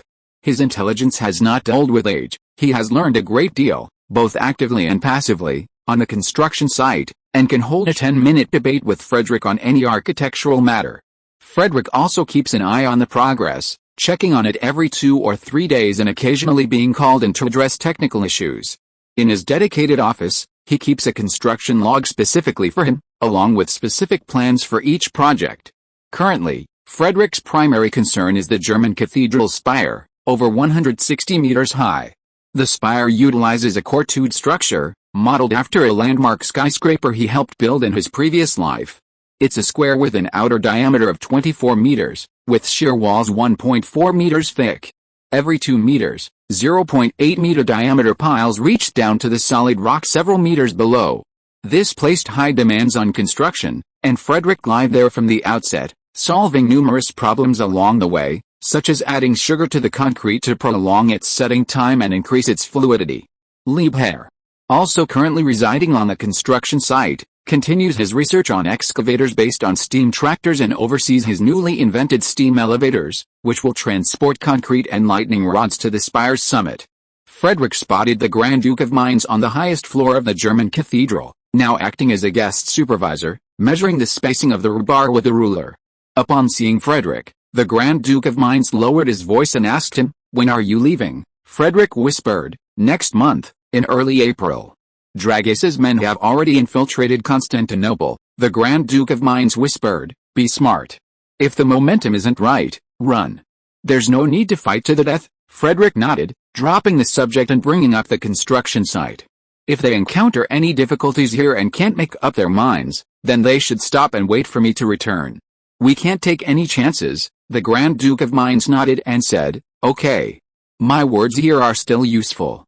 If you are listening to this novel on a channel other than Fanfic World, it means it was downloaded and re-uploaded without effort. We warmly invite you to visit our channel, Fanfic World. There you will find the original version of this story and many other novels of various genres. We look forward to seeing you dive into a world of incredible novels." Chapter 237 Expedition Preparation. Outside the Springfield Armory, the milk vetch fields were filled with tiny purple flowers, bees flitting among them as bullets whizzed overhead. Frederick, using a telescope, carefully observed the dust-riddled earthen wall 300 meters away. He was quite satisfied with the performance of the P. Gatling gun. The P. Gatling gun's mechanism was simple: 6 barrels, a chamber, and a jet tank were assembled. From the side, the tailstock had a concave bottom and a convex top. Combined with the protrusions on the jet tank and the grooves in the outer shell, the jet tank was pushed forward by the tailstock as it rotated, pushing the bullet into the chamber for firing, then retracting to make room for a new bullet. Its theoretical rate of fire depended on how fast it could rotate, and people at the arsenal often joked about using a steam engine to power it. The P. Gatling gun currently undergoing factory testing had a caliber of 10 mm, a common bullet for P guns, was manually cranked, and fed from a long magazine. Its heavy weight necessitated its installation on a wheeled carriage or horse-drawn carriage. Richard was the exception. He had Bruce modify a P-shaped Gatling gun for him, adding a sling and handle, and repositioning the joystick so he could carry it over his shoulder and fire it with one hand and the other. He also carried a heavy magazine on his back, looking quite impressive. In addition to the P-shaped Gatling gun, the Wesson Army now had a new P-shaped gun. This new gun, which not only fired single shots but also had a burst function and used a 20-round magazine, greatly increased the firepower of individual soldiers. Regarding artillery, due to limited alchemy, the quality of nitrocellulose was unstable, and the initial velocity of the projectile fired from the jet canister was low. Ultimately, Frederick chose gunpowder as the propellant. The gun had a caliber of 75 mm and used brown gunpowder made from partially carbonized charcoal. It had an integrated rear-loading shell and a spring-loaded recoil mechanism to reset the barrel. It had a maximum range of 3 kilometers and weighed approximately 1.3 tons. Because the copper alloy shells fired by the cannon shone with gold, they were known as golden stick cannons. However, the manufacture of these cannons and their ammunition was complex, so Frederick only ordered the production of 12, with the remainder being jet mortars. The jet mortars, which had served so well outside the bastion of Hammer, were light-weighted and used to support the infantry. Some were also sold to Baron Addition for installation on his ships, sending pirates scurrying away at the side of his vessel. Beyond the weapon upgrades, the most significant change in the Wesson Army was the reform and expansion of its organization. The original squad structure of 12 men remained unchanged. An infantry platoon consisted of 3 P-gun squads and 1 cherry gun squad. An infantry company consisted of 3 infantry platoons and a fire support platoon equipped with 3 P-gun Gatling guns. An infantry battalion consisted of 3 infantry companies and a fire support company equipped with 6 P-gun Gatling guns and 9 jet mortars. A regiment consisted of 3 infantry battalions and a rapid support company equipped with twin P-gun Gatling guns. A brigade consisted of 2 regiments. In addition to the 2 infantry brigades, a division also had a cavalry regiment, a magician battalion, and a fire support brigade equipped with 12 golden cannons and 54 rocket launchers. The division's combat, staff, communications, logistics, medical, and intelligence units totaled approximately 18,000 men, 5,000 horses, and 30 tractors. Frederick's current financial resources could only support 1 division of main force, forcing the city defense forces and other garrisons to use revolver rifles originally intended for sale to allies. But it was worth it. The war between the 2 neighboring states, the Duchy of Franconia and the Confederation of Regions, continued until last year. At the end of that year, a forest fire caused by a major battle spread to the Wesson canton. After finally extinguishing the fire, Frederick led his entire army to the battlefield to discuss compensation with the local leaders. In the end, the Grand Duke of Franconia's warhorse and the Grand Duke of Regens's luxurious carriage were taken out to pay Wesson. The two countries ran out of money to continue the war and had to cease fire along the de facto control line. Frederick inspected the Springfield arsenal, instructed Bruce to speed up ammunition production, and then left for the headquarters in the barracks. The barracks now had two colors of uniforms, the gray of the Wesson Army and the black of the Restoration Army organized by Prince Dragaces. Over the past few years, Dragaces had finally gathered 2,000 men and, with Frederick's financial support, formed a purely infantry regiment. They used the old P-shaped rifles that had been replaced by the Wesson Army, and their combat effectiveness was acceptable. Now everything was ready, and Constantine could finally be recaptured. The map room at headquarters was decorated with a sand table depicting the area surrounding Constantine. Wesson's Minister of Military Affairs, Franz the Younger, and Staff Officer Helmut, along with staff officers, army commanders, and Dragaces' men, discussed a battle plan. In preparation for this war, Franz the Younger and his men had conducted field research in the area in various capacities over the past few years, gaining a first-hand understanding of the terrain, enemy deployments, and characteristics. They had now reached a consensus on strategy and were refining some of the details. The biggest challenge at the moment was transportation. The entire journey from Wesson to Constantine was approximately 3,000 kilometers by sea. Frederick was going to take his entire main force with him, plus Dragaces' small force. Transporting over 20,000 men and supplies would require a massive fleet. Any news from Hayreddin? Frederick asked. Of all the people Frederick knew who could organize such a large fleet across the inland sea, Hayreddin was the only one he knew. Helmut immediately replied, "We've received a telegram from Wayne. Hayreddin's fleet is passing through Wayne, part of the Osmogan Empire, and will soon arrive at the designated location, the Ministry of Foreign Affairs called. They've reached an agreement with the Osmogan Empire. Our fleet is prohibited from docking while passing through Wayne. If the commander wishes to enter the city, he can only bring 50 men." Frederick nodded. Wayne was the capital of the Osmogan Empire. Examples of such tactics, such as using a pretext to attack, existed in this world. They were also afraid of him suddenly pulling such a tactic. Frankly, Frederick had been tempted. "What about supplies?" Frederick asked again. "Do they agree that we can resupply along the way?" Over 2,000 kilometers of the journey lay on the Danube River. Beyond the Duchy of Bavaria, the Danube was Osmogan territory. Failure to resupply along the way would be troublesome. Helmut replied, "They only agreed to use small boats to carry out shore purchases." Frederick frowned and pondered for a long time. Such a small-scale supply would be a drop in the bucket for the massive fleet. Finally, he said, "They're still worried. Tell the Ministry of Foreign Affairs that I'll be going to Wayne for a couple of days for vacation. I'll leave after the fleet passes, and I'll be alone." Everyone around the sand table glanced at each other. They were planning to take hostages. Dragaces asked worriedly, "Isn't it too dangerous?" Frederick smiled and shook his head.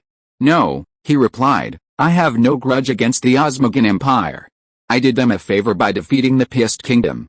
They have no reason to harm me." Dragaces added, "It's just that the Osmogan Empire's heir apparent is vying for control, and I'm afraid you'll be dragged into it." Frederick replied, "Don't worry.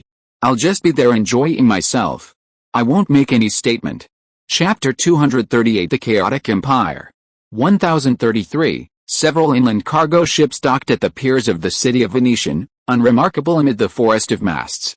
The ships docked at noon, and Frederick, having devoured a bag of raisins and halfway through another bag of dried apples, saw several carriages bearing the golden Edelweiss crest of the Osmogorian Empire hastily approaching.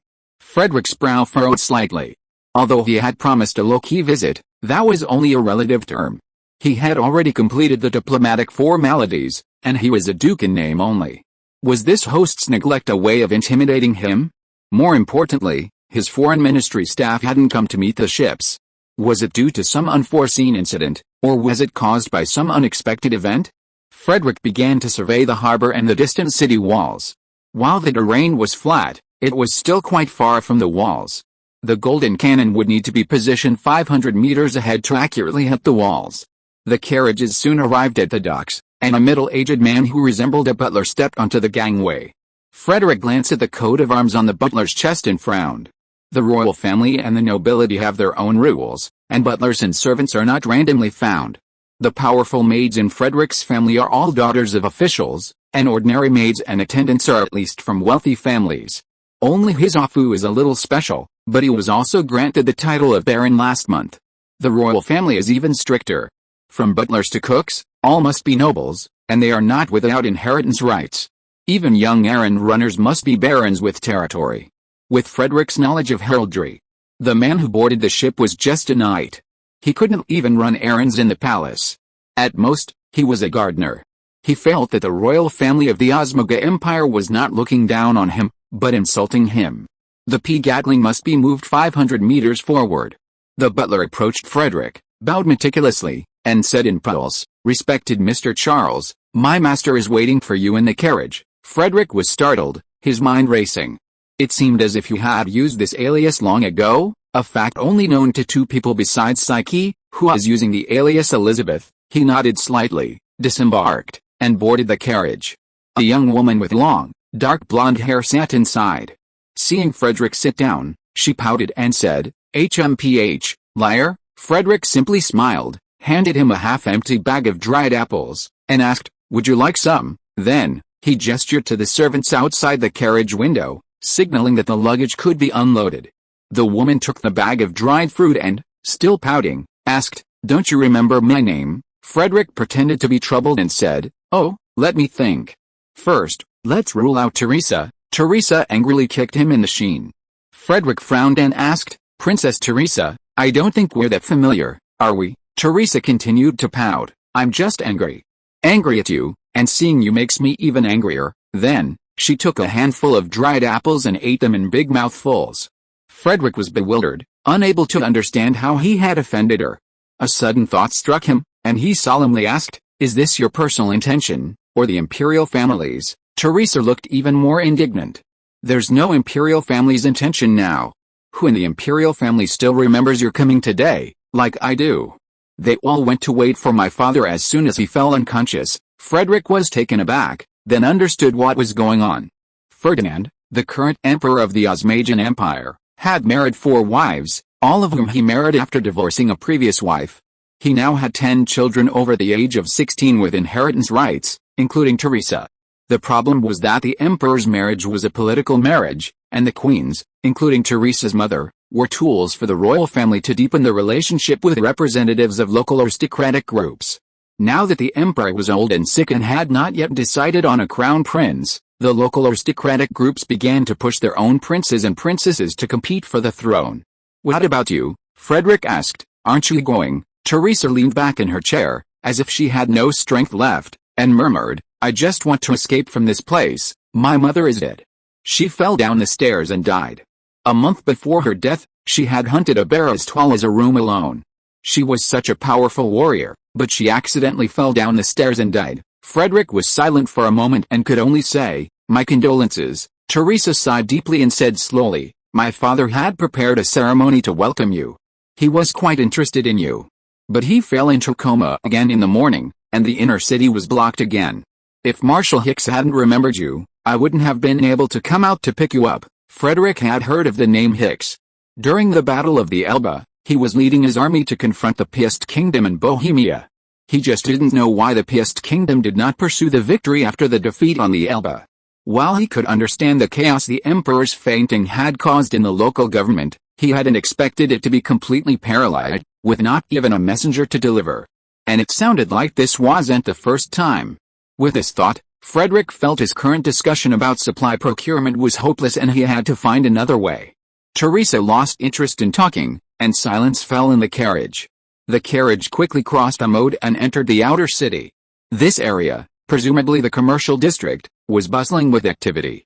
Frederick noticed a strong artistic atmosphere, with numerous galleries and sculpture halls, and many people entering and exiting these shops, often carrying boxes. Many people hung their paintings on the roadside, waiting for discerning customers to purchase them. Many musicians also performed on the street, naturally not with broken bowls in front of them, but with hats. The carriage traveled for a long time before reaching the inner city, the political heart of the Osmoga Empire. The gates were closed, and the magic crystal cannons on the city walls were charged, emitting a dim red light. Teresa left the carriage for a moment, and soon the rear door opened, revealing a white-haired old man. "This is Marshal Hicks," Teresa introduced. Hicks smiled wryly and shook his head, saying, "I'm no longer a marshal. I'm going to hold the gate while I still have some strength." Frederick greeted him politely. "It's a great honor to meet His Excellency, Archduke Hicks." Hicks asked Frederick, "I'm very curious about the Battle of the Elbe. Could you please enlighten me?" Frederick replied, "Of course." Hicks smiled and said, "Now is not the time to chat? I'll visit you in a couple of days when you're free to ask for advice." Frederick hurriedly said, "My father was still a child when you achieved such renown on the battlefield. I wouldn't dare accept inquiries. Feel free to ask any questions you have. I'll tell you the truth unless it's too confidential." As they talked, the carriage arrived at the palace gates. The place was bustling with activity. A crowd of people rushed out, someone shouting, "Hurry! Go to the docks and bring back Duke Wesson, Your Majesty wants to see him." Chapter 239 Send a gift. Good news, the Emperor has awakened. Bad news, the person the Emperor wanted to see has been left at the dock. At this point, Duke Wesson has become a tool for the princes and princesses to improve the Emperor's favor. Whoever gets the chance will be the winner. Quiet quickly settled in front of the palace gates, but a number of on-duty personnel gathered to gather information, ready to alert their master at the first sign of trouble. Frederick paused for a moment, then asked, "Can we not go through the main entrance?" He was a little worried that if he reappeared at the palace gates, he would be drawn into a pointless dispute. Teresa said worriedly, "That seems unethical. Leaving someone at the docks for so long was already excessive for someone of Duke Wesson's status. If he didn't enter the palace through the main entrance, it would spread rumors that the royal family was ignorant of protocol." Fortunately, there was another person in the carriage who wasn't interested in the throne fight. Archduke Hicks understood Frederick's feelings, as his presence at the palace gates would undoubtedly spark a lot of speculation. "I have a suggestion," Hicks said. "The Duke of Wesson is visiting me as a friend. I'll take you to His Majesty to make an appearance." Sensing something amiss, Frederick asked, "Is that appropriate?" "Indeed," Hicks said seriously. "For my sake, I'll charge at least 1,000 gold coins." Frederick blinked. What was going on? Had the palace become a menagerie? Hicks smiled and said, "Don't complain about the money. If someone I recognize is appreciated by His Majesty, it'll be easy to earn back the 1,000 gold coins." Frederick was speechless. This was a sign of the kingdom's demise. He pulled something from the inside left pocket of his suit, handed it to Hicks, and said with a smile, "I'm short on money, so this will make up for it." A wealthy family like Hicks was no stranger to Wesson-made pocket watches. He currently owned a Supreme Duke series pocket watch, which he had purchased for 500 florins. This series of pocket watches wasn't something one could simply acquire, one had to possess the appropriate title. The watch also came with a certificate stamped by Frederick. However, the outer casing of that pocket watch was primarily a reddish gold fire gold, with hair-like patterns made of polished silver, and it contained 72 gemstones of various colors.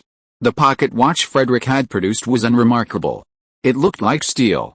While it might be fine steel for armor, it would be cheap to use as a status symbol. Even wealthy merchants wouldn't buy it, let alone nobles. Hicks suddenly noticed something odd about the pocket watch. The outer casing resembled a scale armor plate, set within a ring. This type of armor was familiar to him. The winged hussars of the Piast Kingdom to the north were equipped with this type of scale armor. Frederick smiled and said, "Open it and you'll see." Hicks curiously took the pocket watch and opened it. Even though he had seen countless rare treasures in his life, his mouth dropped open in amazement. He quickly pocketed the watch. This pocket watch was a little different from the others. The numbers were engraved behind the glass, making it a little inconvenient to read the time, but it wasn't a big deal. Crucially, the surface was also a plate of armor, stamped with a name, Casimir. Hicks sighed. "I've fought Casimir before, and I have to say, he fought well. I didn't expect you to knock him down so hard he even threw away his armor." Frederick smiled and said, "He abandoned his armor by the river to cross, and I used it to make this pocket watch." Hicks sighed, while Teresa looked at Frederick with gleaming eyes, their flames blazing hotter than a blast furnace. The carriage circled and arrived at a side gate of the palace, where the fragrance of flowers wafted from the gardens behind the high walls. As Frederick prepared to disembark, seeing Teresa didn't move, he asked, "Aren't you going?" "No." Teresa shook her head calmly, seemingly uninterested in any favor building. Frederick followed Hicks to the Imperial Gardens, only then realizing the extent of this powerful figure's current status. He now commanded the entire inner city military. But he wasn't completely in control. Inside the Emperor's small building, 3 magic gods and a sword master from the Osmoga Empire were playing mahjong on the first floor. Hicks first took Frederick to meet these 4 pillars of state, only to have them ask the inventor of mahjong when he'd be free to sit down for a round. Frederick gave a perfunctory response, but inwardly he firmly refused. Oh my god. These guys can count the cards by their weight as they shuffle and stack them. What the hell? Frederick followed Hicks to the door of the Emperor's bedroom on the 2nd floor. Tin cans stood every 2 meters along the way. The doors to the rooms next to and across from the bedroom had been removed, revealing several formidable magicians and warriors playing cards with maids. Guarding the door was a hunched old man, leaning on a cane inlaid with a dozen magic crystals. He glanced at Frederick and felt like he'd even seen when he'd cut his nails. The old man said expressionlessly, "Take him to change clothes." Frederick was astonished. It seemed that he had discovered all the daggers, hidden blades, shoe blades, and steel cables he had concealed on his body. He could only follow a young maid to the dressing room at the end of the corridor and change his clothes completely. However, the change took a long time. Hicks and the old man looked at Frederick with a half smile, and he responded with a look of "you know what I mean." Frederick was not an ascetic. It would be rude not to reciprocate. When he was older, someone had flirted with him as before, but in the end, there was no further action. The Emperor's bedroom was hot. The wall heater imported from Wessenland was turned up to full blast. Several basins of water were placed in the corner to increase the humidity. The windows were tightly closed and the curtains were all drawn. Fortunately, they had also imported ventilation fans. Even so, Ferdinand, the most powerful man in the Osmagian Empire, sat against the headboard in his thick clothing, smiling as he gestured toward the chair beside the bed. After exchanging greetings, Ferdinand addressed the servants and guards in the bedroom. "All of you, leave. No one is allowed to enter until I give you my permission." Without hesitation, they all turned and left. Only one person remained in the corner. He appeared to be a bishop, with a table before him, paper, ink, and a clock, recording the Emperor's recent words and subsequent events. Frederick had always kept a distance from these clerks. With the establishment of a historical record system in the Wesson state, he would often be accompanied by 2 or 3 during his workdays. After exchanging pleasantries, Frederick sat down and carefully observed the Emperor. Ferdinand was in his early 70s, with a noticeably large frame, but his muscles had atrophied, his hair had almost completely fallen out, his teeth were sparse, and his eyes looked rather tired. Next to the Archduke of Mainz, who was still busy at the construction site, it was hard to tell who was more than a decade older. But his eyes were still bright and he did not look demented. Ferdinand suddenly asked Frederick, "Who do you support to be emperor?" Chapter 240, So Reputation is So High. Frederick had thought that Ferdinand would ask him about the succession to the throne, and thought it would be indirect, but he did not expect that he would ask directly from the beginning. In response to this question, he stated solemnly, "The principles of Wesson's foreign relations are mutual respect for territorial sovereignty, mutual non-aggression, non-interference in each other's internal affairs, equality, mutual benefit, and peaceful coexistence." Ferdinand, having heard plenty of political rhetoric in his life, found Frederick's explanation perfectly sound. He said, somewhat amusedly, "Don't say such things. I want to hear your honest opinion." Frederick replied with a smile, "That was the truth. If you were specifically discussing the succession to the Osmogan Emperor, my answer is that I will always support His Majesty's leadership of your country, regardless of who is emperor." Ferdinand could see that he completely wanted nothing to do with this matter. Shaking his head, he said, "You're just like those old foxes. Alice, young people should behave like young people. Take risks when they are necessary. It would be boring to be like us old men." Frederick maintained a smile and said, "I have come alone this time so that your Majesty doesn't worry about my passing troops adversely affecting your country.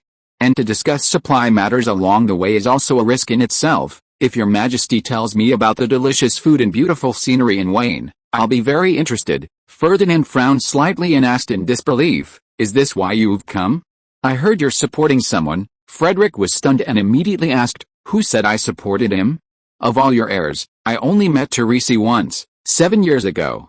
Back then, she refused to eat the dried fruit I offered her." Ferdinand pinched his chin in thought, then said after a moment, A kid said he'd give you a pair of women in exchange for your willingness to give him an army. I've seen the twins, they're truly stunning beauties. If I were 10 years younger, you wouldn't have gotten them. This time it was Frederick's turn to frown. After a long pause, he said, I've received many gifts from your merchants over the years, but not from anyone living or dead. I think the prince is either lying to you, or his servants embezzled those too. How about this?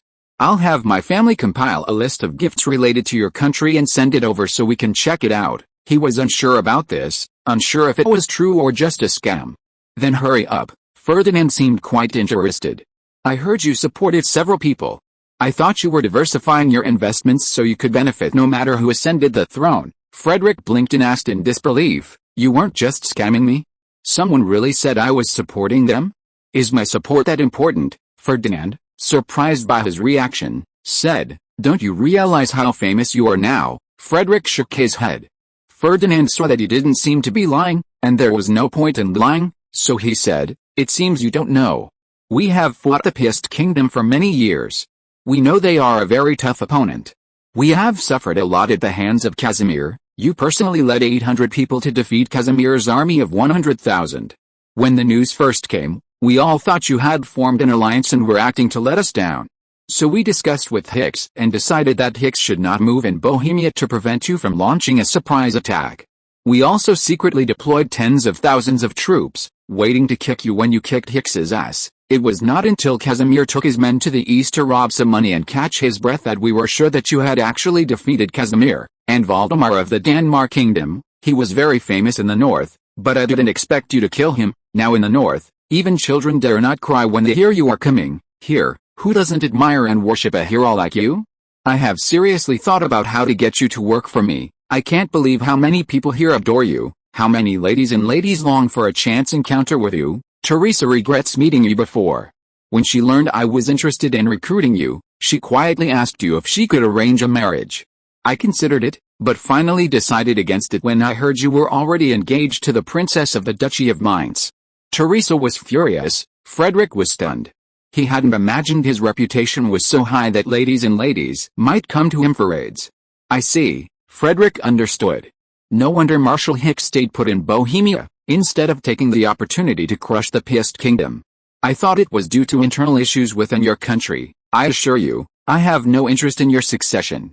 I can also guarantee that the army won't stop in Wayne, only hoping to resupply at any city along the way. Ferdinand was silent for a moment, then reached out and pulled the rope on the head of the bed.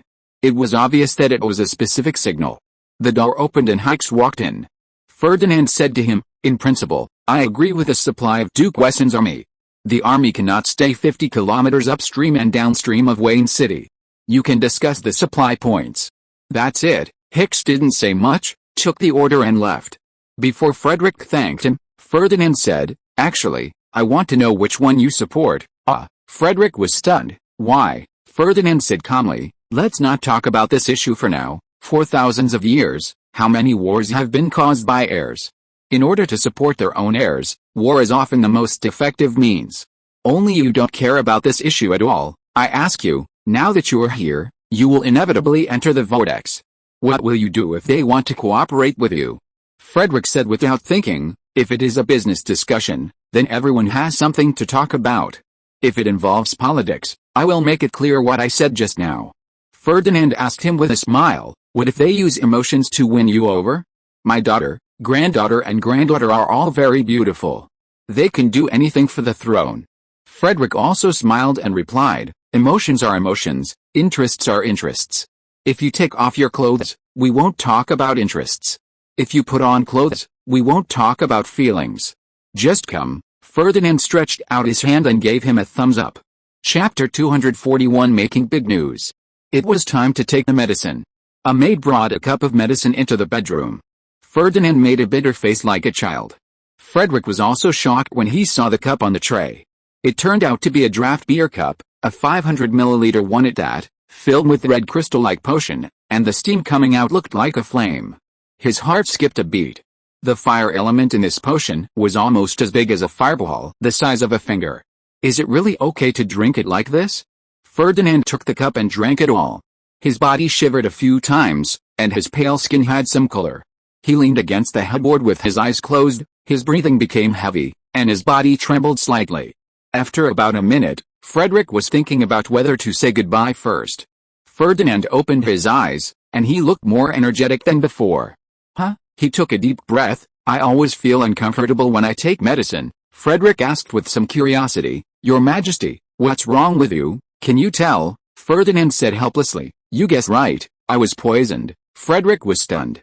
He didn't guess it himself, but he still pretended to be surprised and asked, Who poisoned you? Ferdinand answered depressedly, I went skiing in the mountains in winter and was bitten by a snake. You know skiing, it's the game in the dark land in the north.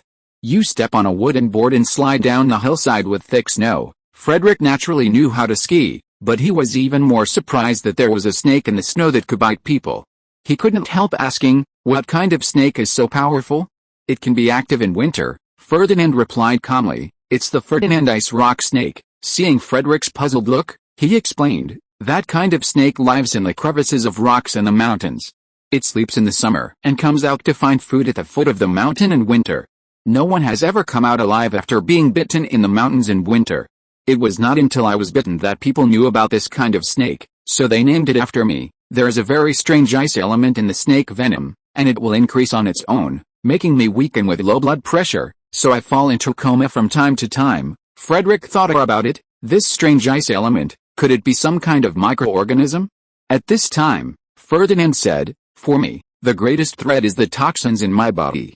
Do you know what the greatest threat to the empire is? Frederick had no idea what the question was, so he could only reply, Your Majesty, please explain. Ferdinand took a deep breath and said solemnly, It's the Ghazi Empire across the inland sea.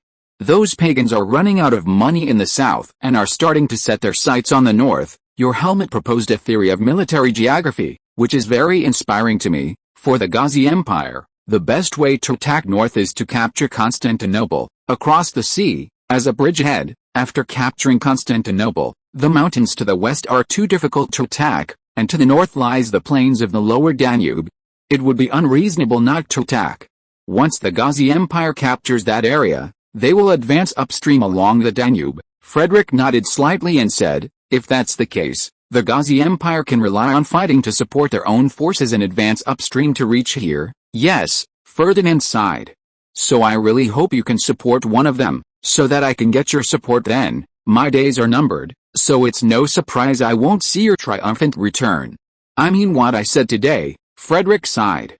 Hearing such words from the emperor suggested he had realized the empire's decline and its inability to defeat the enemy alone. He said calmly, I can reach an agreement with the emperor. Seeing that he still followed the support whoever becomes emperor approach, Ferdinand said, if you attempt to capture the Duchy of Franconia and the Confederation of Legends, the Osmanli Empire will not make any statement and will not support either side. On the condition that you provide military assistance if the infidels attack the Osmanli Empire. For his own safety, the emperor had no hesitation in selling out his two considerable minions. Frederick's lips curled slightly as he asked, what if my ambitions extend beyond this? Ferdinand observed him intently for a long moment, understanding that he would continue his campaign northward. Finally, he said, if you conquered this territory from another kingdom, the Osmanli Empire would not make any statement. The area north of Wesseland and east of the Elbe River had originally been ruled by Osmanli puppets. However, during the Battle of the Elbe, the empire misjudged the situation and failed to believe Frederick's victory. As a result, the Piast kingdom took advantage of this opportunity to absorb the territory south of the city of Linden and along the northern coast. The Osmanli Empire wouldn't be able to fight back anytime soon.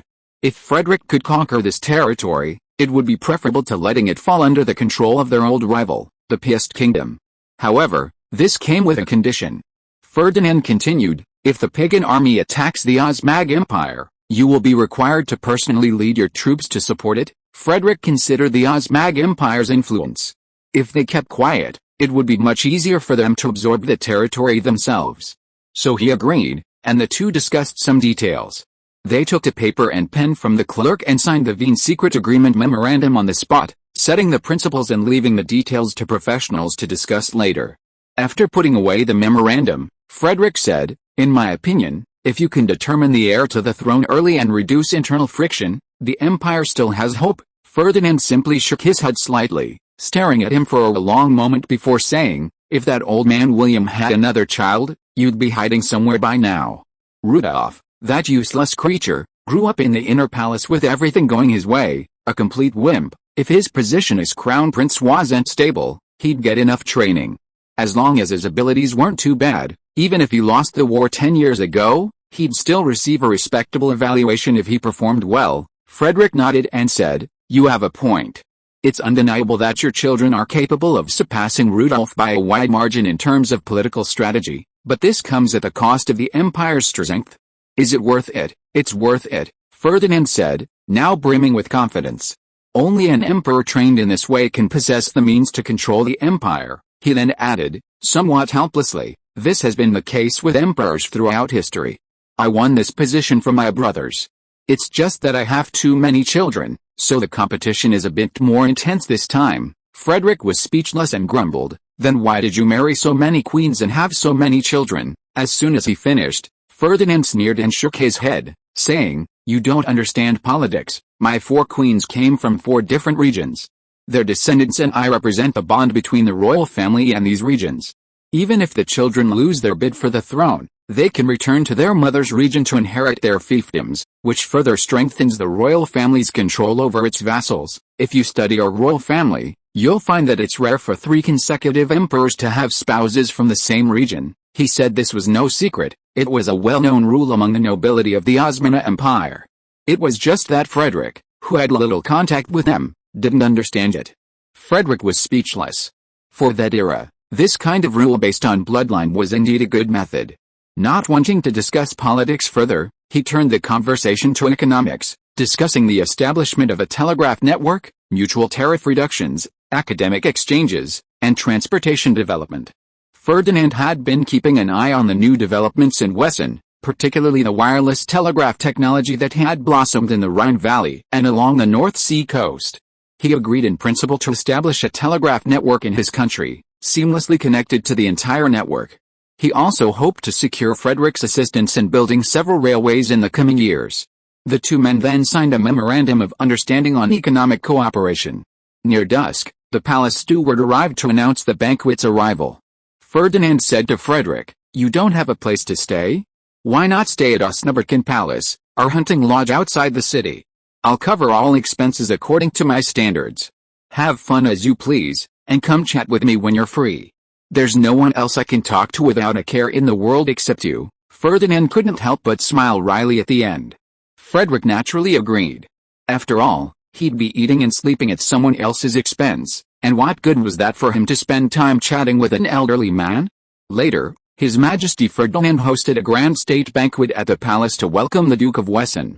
Before the banquet began, His Majesty Ferdinand spoke, saying, "We jointly celebrate the friendly relations between our 2 countries, which will help us ensure decades of security and prosperity. I believe the future is bright and beautiful." Duke Wesseland, in his address, praised His Majesty Ferdinand as a truly great emperor who embodied dignity and responsibility, spirits that beat proudly in the hearts of every citizen of the Osmagan Empire. Duke Wesseland stated that our 2 sides were about to establish a broad and substantive cooperative relationship. The various cooperation agreements we were about to sign would bring more substantial content to our relationship. These agreements would help us further promote exchanges and cooperation in areas such as trade, investment, communications, and transportation, and enhance mutual understanding. Everyone present was stunned. No one expected that His Majesty the Emperor and Duke Wesseland would have made such a big news in just one afternoon. The princes and princesses who were aiming for the throne were particularly regretful. If they had waited at the dock to fetch Duke Wesseland, they would have benefited from the big news. But that was in the past. The more important thing now was how to participate in the upcoming big news and improve their father's favor. The problem was that the 2 of them only talked about signing an agreement, and no one knew the direction and content of these agreements, so there was no way to start. At the banquet, some people asked about it indirectly, but Frederick was always discussing the food at the state banquet. Chapter 242 Helping the Painters. Located outside the city of Wien, Oslo Palace was originally an orchard. Many years ago, the then emperor, resting here during his summer hunting trips, discovered the sweetness of the spring water and decided to build a small palace there. Though modest, the palace was remarkably luxurious and comfortable, with a garden filled with rare animals.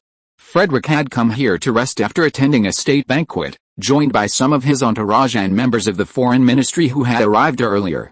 The baths were already warm, and Frederick soaked in them, closing his eyes and feeling the warmth, his body instantly relaxing. He had disembarked at noon, then spent a long, absorbed conversation with Ferdinand, and hadn't even had a moment to relax during the state banquet, leaving him exhausted both physically and mentally. Relaxation, both physical and mental, leads to drowsiness, and Frederick felt sleep creeping in. Not long after, soft footsteps echoed in the bathroom. Soon, the sound of running water filled the air, and someone stepped out of the bath and sat directly in Frederick's arms. Teresa felt the soft seat suddenly turn hard, and her face flushed instantly, but she still rested her head on Frederick's chest. Frederick whispered, "I'm engaged." Teresa whispered, "I know." Frederick continued, "No matter what happens, I won't agree to anything or do anything because of it. Just put on my clothes and pretend nothing happened." "I know," Teresa said. "I heard you say that in the dressing room." The maid who had been bathing Frederick was an admirer of his.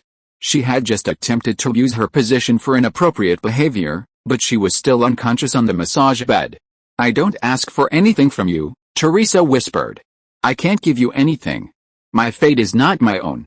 I just want to avoid any regrets while you're in Wayne." Frederick fell silent, not because of her words, but because he remembered what Ferdinand had said, "Princes and princesses who grew up in struggle are always troubled." He couldn't tell whether this person was sincere or just pretending. He said to Teresa, "Go away and think it over. If you insist, wait for me in my bedroom." Teresa hesitated, then gave a soft hum, and left. A night passed, and this is beyond description. The next morning, carriages lined the streets in front of SYNOPSIS Palace, with countless people arriving to bring Frederick invitations to various banquets and salons. However, they were told that Duke Wesson had left at dawn, claiming he was going for a stroll through the city and that his return date was unknown. The spring morning was still a bit chilly, and the dew had not yet dried on the flowers and plants on the window sills of the street-side buildings. Early risers hurried through the streets, and only a small number of shops were open. Strolling the streets of the outer city of Wien, Frederick saw many people hanging their paintings on the roadside, hoping someone would buy them to fill their stomachs for the day. He had heard from the maids at SYNOPSIS Palace the day before that there were many painters in the city who felt their talents were not being recognized, and the more destitute the artist, the earlier they would set up shop. The paintings hanging along the roadside ranged in size, from large landscapes to medium-sized religious portraits to palm-sized picture postcards. The artists, dressed appropriately in outerwear, tucked in their pudding-filled undershirts, stood attentive beside their works. Many even displayed signs offering to read and write letters. Frederick walked, carefully examining the paintings. After half an hour, he came to the conclusion that some people's failures were not without reason. For example, the painting he was examining was titled The Sacrifice of Saint Henry, a religious theme that has been very popular in recent years. However, the artist painted it in a way that Frederick felt that since he was attacking the city of Wien in the name of this person who blasphemed his father, Ferdinand would have to send reinforcements. However, the Church of Light was relatively open-minded in this regard. Some people were simply foolish, not evil, and one should not be overly critical of their stupidity. Frederick took out 2 gold coins and pressed them into the author's hand, saying earnestly, "You could try changing your subject matter, animals would suit you better." With that, he turned and left, leaving behind only his back and the birth of the forest school. Frederick walked down another street and stopped at a postcard stall. The postcards were simple, cartoon-like depictions of flowers, plants, and animals, looking bright and lively. The paintings used cheaper dyes instead of more expensive pigments. More importantly, the images were far ahead of their time. "What's your WeChat ID?" Frederick asked the postcard author in Chinese. The author was a frail woman, wearing a patched dress. Her eyes showed no surprise or delight. Her reaction was the same as someone hearing a foreigner speaking to her in a foreign language. She cautiously asked Frederick, "Sir, do you speak the local dialect?" Frederick knew he did. The language of the Osmigoric Empire was nearly identical to that of the Rhine Confederation, though with a slightly different accent. He asked in the local dialect, "How do you draw these postcards?" The postcards were all pixelated, their patterns made up of grids, a first for the era. The girl nervously said, "I can't hold a pen, so I use a wooden stick." She held out her hands. Only her thumb and pinky remained on her left hand, and only her middle and index fingers on her right, both of which had slight burn marks. Frederick said earnestly, "Would you like to go to Wessenland? Your drawings would be perfect for cross-stitching, sweaters, and the like. You could also try printmaking and sell your designs to factories. If you're willing to go, I can write you a letter of recommendation and help with your travel expenses." The girl gaped in surprise. She had never imagined such a golden opportunity. After a moment's hesitation, she said, "I need to discuss this with my family." Frederick nodded and said, "Okay, if you want to go, find me at Ganquin Palace. I'm Friedrich von Wessen. Just say my name and they'll let you in." The girl, a local, naturally knew what Ganquin Palace was. Her eyes widened. Her colleagues looked at her enviously, another lucky individual being promoted by a powerful figure. Those with a more agile mind couldn't help but wonder if they should follow suit and change careers. Bang! There was a fall nearby. A young man had fainted. It was obvious that no one was buying his work, and he was starving. Frederick grabbed a passerby, gave him a few coppers, and went down the street to buy a bowl of oatmeal porridge. The unsuccessful author sat on the ground, gulped down the porridge in a few mouthfuls, and then, after a moment's rest, staggered to his feet. He bowed to a passerby returning from buying porridge and said, "Thank you." The passerby pointed to Frederick standing nearby and said with a smile, "You don't have to thank me. He paid, I just ran an errand, and now I have to return the bowl." Frederick was studying the work of this unsuccessful artist, at a loss for words. This man's paintings primarily depicted large buildings, with a few landscapes. His paintings were accurate, but the images were dark, like photographs, lacking some imagination. The problem was that ordinary people nowadays preferred bright landscapes, and his darker paintings were unpopular. Paintings of large buildings were only sought after by the nobility, such as those for their own castles in their mansions in the imperial capital, and for the palaces to display portraits of places like the House of Lords and the Ministry of War. They would seek out better artists at the Academy of Art in Wayne. Therefore, this man's paintings could not be sold and were destined for flop. Frederick turned to him and said, "If you can paint the picture brighter, I can recommend a good job to you." He was thinking of the renderings of the Design Institute. This guy's paintings are accurate, so he can draw renderings for the client to see, which can also be regarded as contributing to the civil engineering industry. Chapter 243 I'll treat you to potatoes. News spread quickly in Wayne. Frederick, who hadn't concealed his identity, quickly spread the news of his actions. After several struggling painters received his support, not only did more people start selling paintings on the street, but they also began setting up their stalls much earlier. Upon hearing this, Ferdinand ordered his court painter to don old clothes and set up his stall early in the morning to see Frederick's reaction. Meanwhile, Frederick had gone out to find something delicious. "It tastes delicious," Frederick said, savoring an apple strudel in a small tea house. "Try adding raisins to the apple filling and sprinkling a little finest powdered sugar on top. It's a pity it's not apple season yet. Using jam always feels a bit off. I'll try it sometime when it's in season." His words quickly reached Ferdinand through the Emperor's Secret Service. Ferdinand asked the intelligence chief in confusion, "Did Wessen really say that?" The intelligence chief replied, "Indeed." The others present heard it too. Then Duke Wessen went to the restaurant across the street and ordered a bowl of braised beef. He said. Ferdinand frowned slightly and asked in a deep voice, "What did he say?" The intelligence chief answered cautiously, "Duke Wessen said that the braised beef in that restaurant tastes better than the one in the palace, because the chefs in the palace are afraid of accidents and dare not improve the method.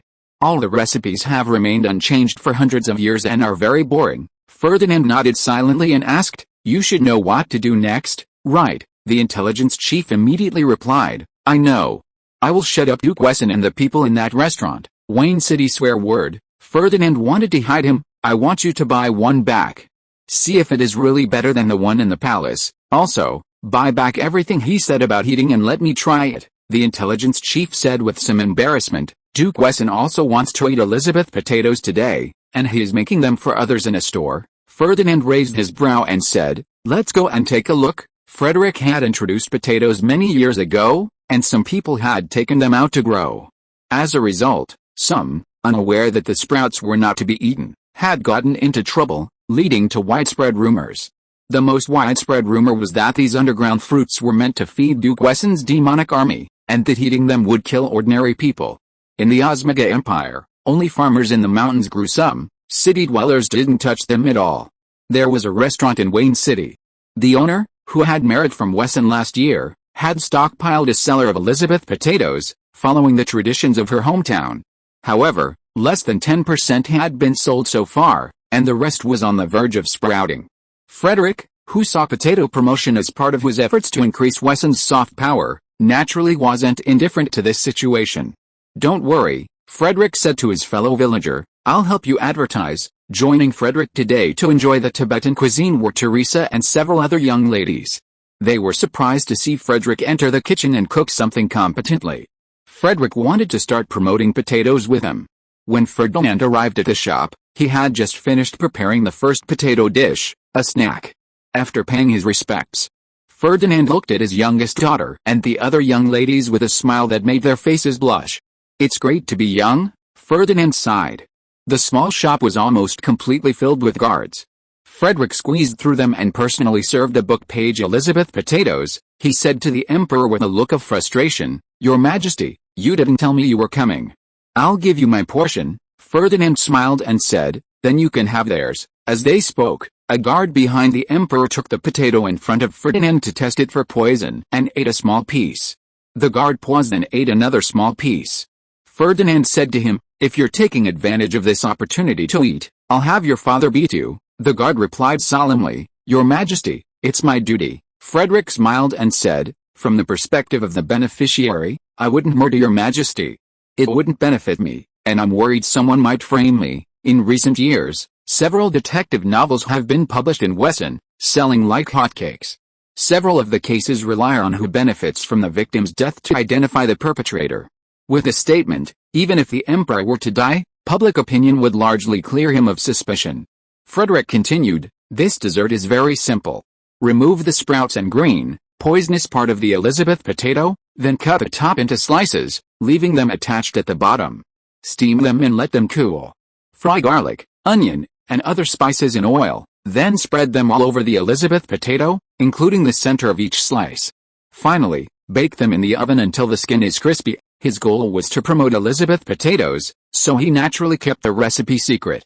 The more people made them, the more they would eat them, and the more people would think he was awesome for having such a good thing.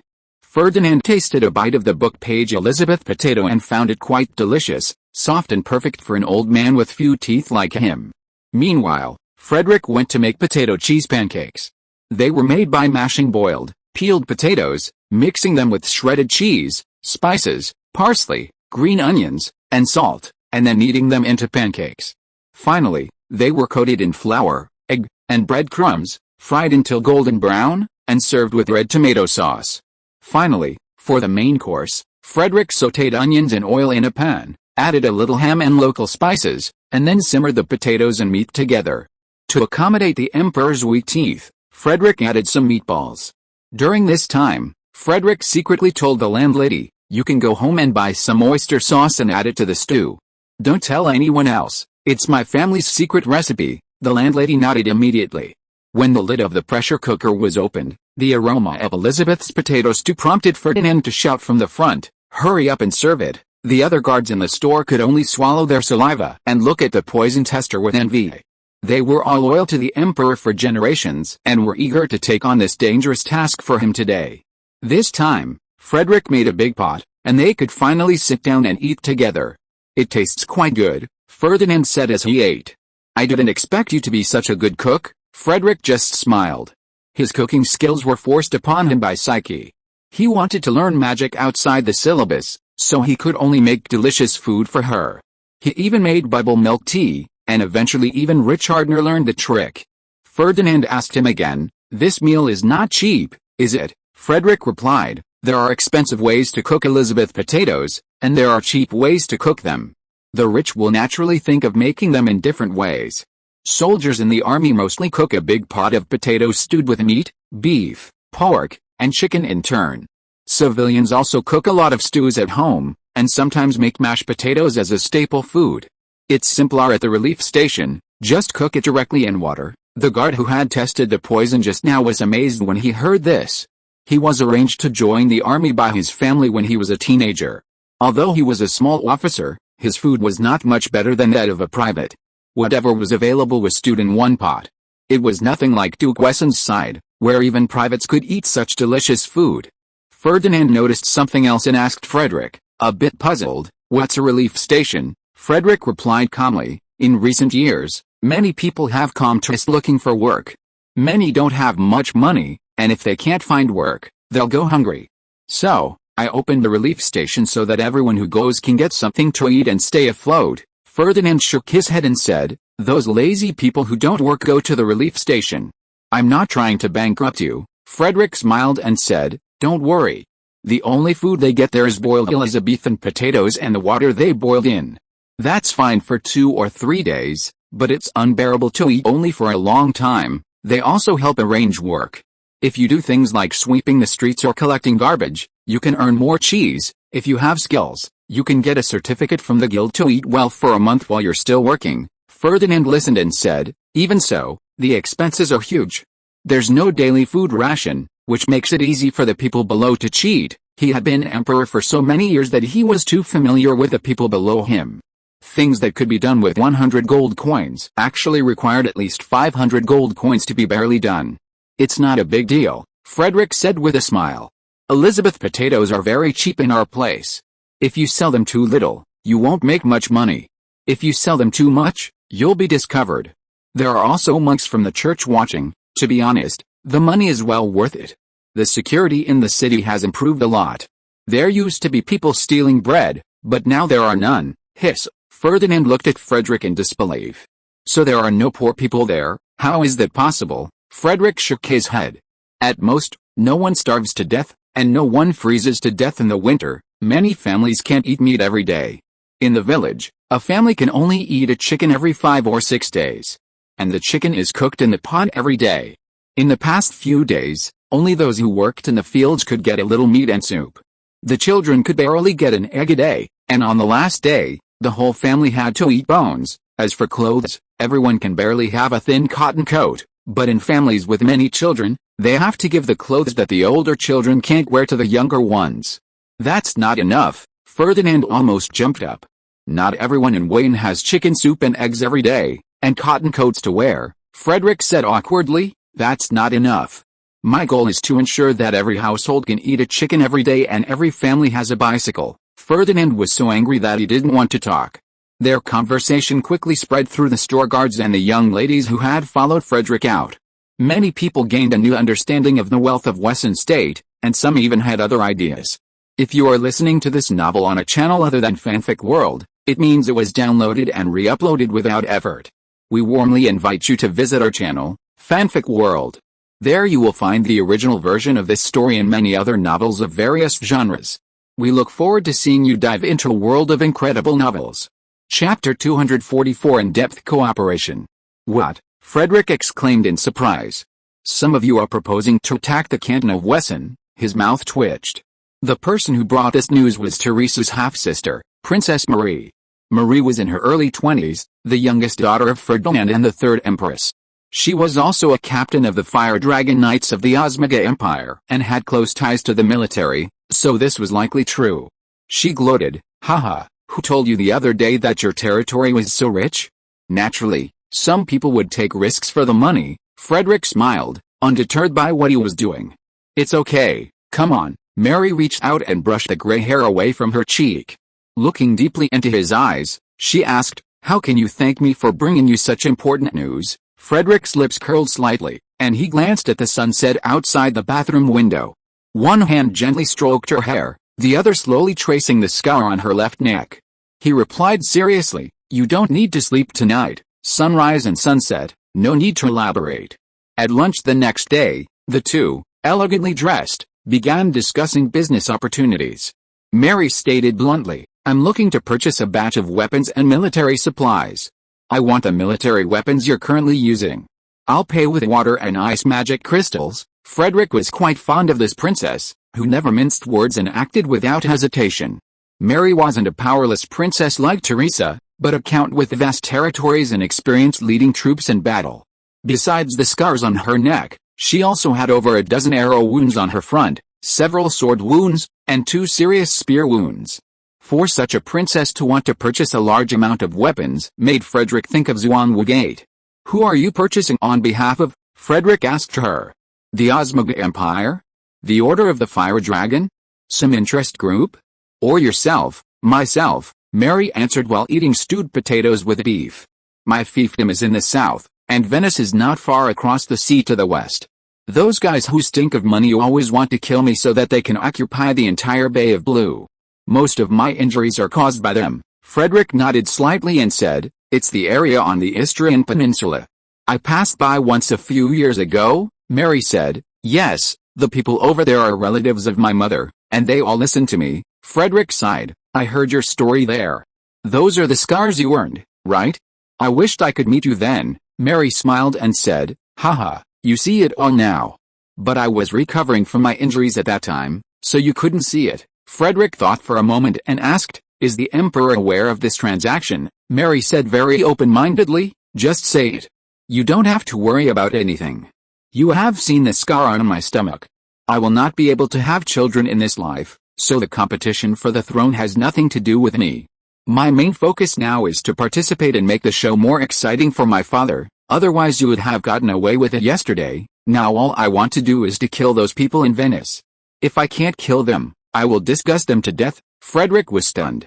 He only knew that she had an abdominal injury yesterday, but he didn't expect it to be so serious. Don't look at me like that, or I'll kick your balls. Mary got a little angry when she noticed a comforting look in his eyes. Do you think I'm a peacock in the garden? They're as weak as Teresa and the others. When I glare at them, they all run away with their pants up. They don't even dare to fight for a chance.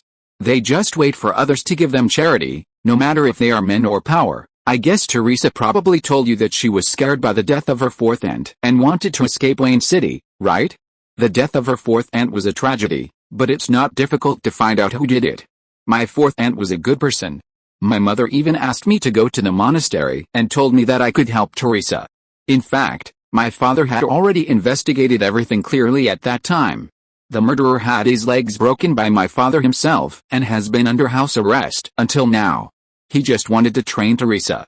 As long as she is willing to find out, she can find out in less than 5 days. As for her, she doesn't want to investigate, and doesn't want to run away. If she dares to follow you this time, we, her brothers and sisters, will look up to her. So what? She only dares to do it with you as long as you stay here, and she doesn't even dare to have an illegitimate child with you and tie you up. Don't think of me as someone like her. I am a fire dragon flying in the sky. I can do whatever I want, and I will never do something I don't want to do even if I die. I respect you as a hero. If you play the trick of coaxing a little girl with me, I will look down on you in this life. Just think of it as if you slept with a dog after drinking too much yesterday. Frederick raised his glass to salute her, and then drank it in one gulp. He thought for a moment, then said thoughtfully, beyond the arms trade, we can pursue deeper cooperation. Mary raised an eyebrow and smiled. More than last night. Frederick ignored her antics and continued, today, goods from the Great Bend that want to reach us by land must first disembark in Venice, then cross the White Mountains, where the roads are dangerous, monsters abound, and the climate is unpredictable. A carriage journey of nearly 2 weeks is a long time, and the journey by water is also quite long. If we build a port in your territory, then construct a railway from the east around the White Mountains, connecting Wayne City and Mincing City, and finally reaching Oak City, it would only take a few days. Mary paused her lunch to ponder. She had heard of the railway Frederick was talking about. It could carry a lot of cargo at once, offering a high cost effectiveness in transporting both people and goods. If such a railway could truly be built, allowing land cargo transport to bypass Venice, it would be like snatching a small portion of the fat from their bowl. Mary told Frederick, I can't make the decision on this matter. I need to discuss it with my father and my brothers and sisters who have territories there. Frederick replied, I also need to discuss this with the Grand Duke of Bavaria. He has a difficult relationship with your country. Mary nodded. They had fought many battles with the Duchy of Bavaria, but given sufficient benefits, they could conduct business while fighting. Frederick then returned to the original topic, I can sell you the main weapons used during the Battle of the Elbe and help you train an army. This army will only be used to defend your territory. My condition is that you purchase dragon eggs. Fire dragons primarily inhabit the White Mountains, with some also found in the smaller mountain ranges to the east and southeast. The Osmoga Empire occupied a significant portion of their habitat, including Mary's territory. However, Hatched dragons, like winged unicorns, were considered strategic assets, and the Osmega Empire was unlikely to sell them. So Frederick settled for the next best thing, purchasing dragon eggs and attempting to hatch them himself. Mary's expression instantly turned comical. "What's wrong? You can't handle it anymore." This hinted at the edible benefits of dragon eggs. Frederick sneered. "I wonder whose back still can't stand up straight." Mary smiled faintly and said, "I can sell you a dragon egg." "No one can hatch it anyway," Frederick calmly said. "State your terms." Mary licked her lips. Before she could finish, Frederick stood up, picked her up, and left the restaurant. Chapter 245 Foreigners Who Came to Surrender. A spring rain arrived unexpectedly, silently nourishing the earth and bringing life back to the world. The seemingly withered gardens were bathed in vibrant green overnight. At the center of the flower-walled maze of Gangquin Palace stood a fountain. After the weather cleared, Frederick had his servants bring a lounge chair there to enjoy the warm spring sunshine. Frederick thought he could find some peace after the discordant rumblings within the Osmega Empire, but he hadn't expected the railway plan to spread even faster and gain more attention than his romantic affairs. The impact of railways was already evident within the Wessenland canton. Each steam train was loaded with carriages, each loaded with cargo. They provided a relatively inexpensive means of transportation in areas without waterways, and many sections of the line paid for themselves within the first year. In particular, the two recent military operations of the Wessenland canton were carried out by rail, transporting troops and supplies to their designated locations in record time. While the Wessenland canton was small and somewhat unknown, if the entire Osmega canton were to be expanded, the impact would be formidable. For a while, the Osmegan Empire's top brass remained silent, but relatives of high-ranking officials came to inquire about the situation. Frederick told the finance minister's twin granddaughters, "The greatest advantages of rail transport are low cost, minimal weather impact, and the ability to kill wild animals. Building a railway and a road capable of transporting the same weight of cargo simultaneously actually requires less investment. Railways can also boost economic development in the areas along the route, allowing for cheaper transportation of timber and ore." He also told the war minister's younger daughter, "Railways are extremely convenient for transporting troops and supplies. They can carry large numbers at once, and they're fast." Over the next few days, nearly every high-ranking official in the Osmegan Empire had inquired, and Frederick's explanations were exhausting. However, after this, the imperial court remained silent on the matter, either showing no interest or locked in closed-door negotiations. The most complex aspect of building a railway was the political issues surrounding land ownership, requiring landowners along the route to agree to the railway's passage through their territories. Frederick was not in a hurry. Success would be best, failure would not be the biggest loss for him. During this time, the hand-crippled girl decided to try her luck in Wesson. Frederick refused to let her in, fearing it would damage her reputation, and instead instructed a servant to bring her a purse and a letter of introduction. 3 days before the Wesson fleet passed through the city of Venetian, Marie visited Frederick again on the morning of the 15th. Conveniently, she encountered a young man visiting Frederick at the gate. Frederick set out tea and refreshments in a pavilion by the fountain, and he and Marie entertained the visitor. This man, Eugene, was from the Kingdom of Gaul. His parents were high-ranking, but he was unhappy there, so he came to Frederick's aid. He also had 2 letters of recommendation, one from Armand, who had given Frederick money many years before, and the other from Françoise, Armand's sister and Frederick's pen pal. High-ranking officials in various countries often had some kind of family connection. And since Eugene wanted to pursue his career abroad, the 2 siblings recommended him to Frederick. After reading the letter, Frederick told Eugene, "Under the current system of the Wesson Army, no matter who you are, to become an officer you must first attend the Wesson Military Academy. Only the top scorers of each class are admitted directly to officer status, and the remaining cadets must complete a year of internship in the Army. If you wish to pursue a career in the Army, I can use my principal's privilege to exempt you from the entrance exam, but the graduation standards will remain unchanged." Under the Wesson system, platoon leaders were considered officers, but at this point they were not yet nobles, enjoying only the political benefits afforded to some knights. Company commanders were knighted, but initially held no fiefs. They would receive an estate only after completing years of service or performing meritorious service. All officer fiefs were inherited only 3 generations after their death. If the father died and his grandson proved incompetent, they would be forced to leave. However, Officers enjoyed high salaries and long-term leases of land, with leases ranging from 99 to 499 years. Frederick had no intention of communalizing land based on existing productivity. He personally owned 90% of his territory, with the remaining 10% divided up and used for fiefs and long-term leases, maintaining his superior power over his vassals. This makes the competition for officers in the army very fierce. The threshold of becoming a platoon leader from an ordinary soldier alone makes a butcher read books every day when he has free time. Eugene, familiar with all this, replied confidently, "I understand your excellency's military policies. I fully agree with them, and I'm willing to attend the academy. I'm confident I'll graduate first in the class." "Oh," Frederick observed him with interest. After taking a sip of his tea, he asked, "How much do you know about our army?" Eugene said with some pleasure, "I fully agree with your army's strict discipline, rigorous training, emphasis on logistics, and care for the soldiers.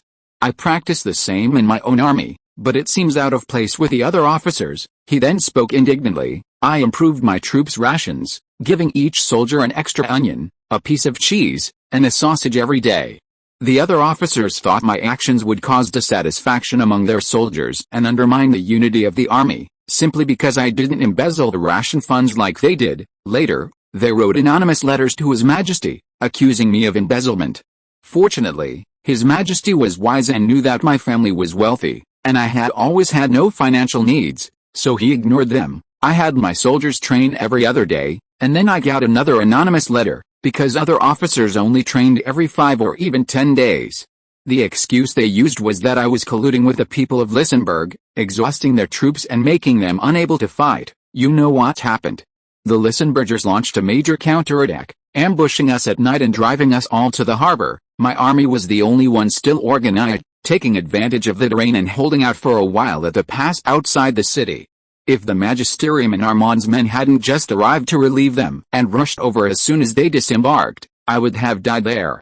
Marie listened quietly, finally pouring Eugene a cup of tea. She had heard about the war that had taken place a year earlier. The kingdom of Lisenberg had begun with a night attack, defeating the Gallic field army. In just 2 weeks, they had recovered all their lost territory and seized countless onions. The Gallic army's only bright spot on that war was that someone had trapped the main force of the Lisenberg army outside the harbor for 3 days and 3 nights. None of the fleeing soldiers responded to support them, instead scrambling to get on boats and escape. Finally, a relief force landed and arrived to provide support, allowing the fleeing troops to evacuate completely. Having all survived battle, Mary knew how difficult it was to remain alone at that time, akin to suicide. Frederick listened expressionlessly, knowing more than Mary, and even Eugene. Chapter 246. You go to the one who defeats you. The spring breeze picked up again, the sky thickened with clouds, and the swallows flew lower and lower. In the pavilion, Eugene thanked Mary, drank some tea to moisten his throat, and calmed down. He changed the subject. "I'm very interested in the military geography theory proposed by Staff Officer Helmut, but I have some disagreements. I think he certainly hasn't published the entire theory, or perhaps he deliberately published inaccuracies in some places. So I'd like to discuss it with him." Frederick nodded slightly. What Helmut published in the military edition of the Wesson Daily was indeed just a review, with some inconsistencies that anyone with experience could see. In that respect, Eugene was qualified. He asked Eugene, "So, you joined our army because you were disappointed with our allies in that war?" "Yes," Eugene sighed. "There is something that has not been made public. That bastard commander-in-chief was the fastest runner at the time. As soon as he returned to the country, he went to His Majesty Louis and said that I was colluding with the enemy, just because he heard that I was covering the rear, and concluded that I would not survive the war. It happened that my mother was giving piano lessons to His Royal Highness the Crown Prince in the palace at the time. After hearing about this, she immediately broke off a piano leg and rushed over to beat him up in front of His Majesty, cursing him while beating him. It may not be very nice to hear." Upon hearing this, Mary covered her mouth with a folding fan and said to Frederick with a smile, "I heard that Eugene's mother beat him while asking if you saw William was dying and going to the Rhine Alliance to inherit the throne." At the beginning, William put the blame on Frederick's father, but Frederick killed his lackey, expanded his territory, and was promoted to a higher title. This became a joke. Eugene hid his teacup and drank to conceal his laughter. Marie herself leaned against Frederick's shoulder, laughing. When Marie's laughter subsided, Eugene continued, My mother assured His Majesty that I had not colluded with the enemy, threatening to hang her in front of the palace.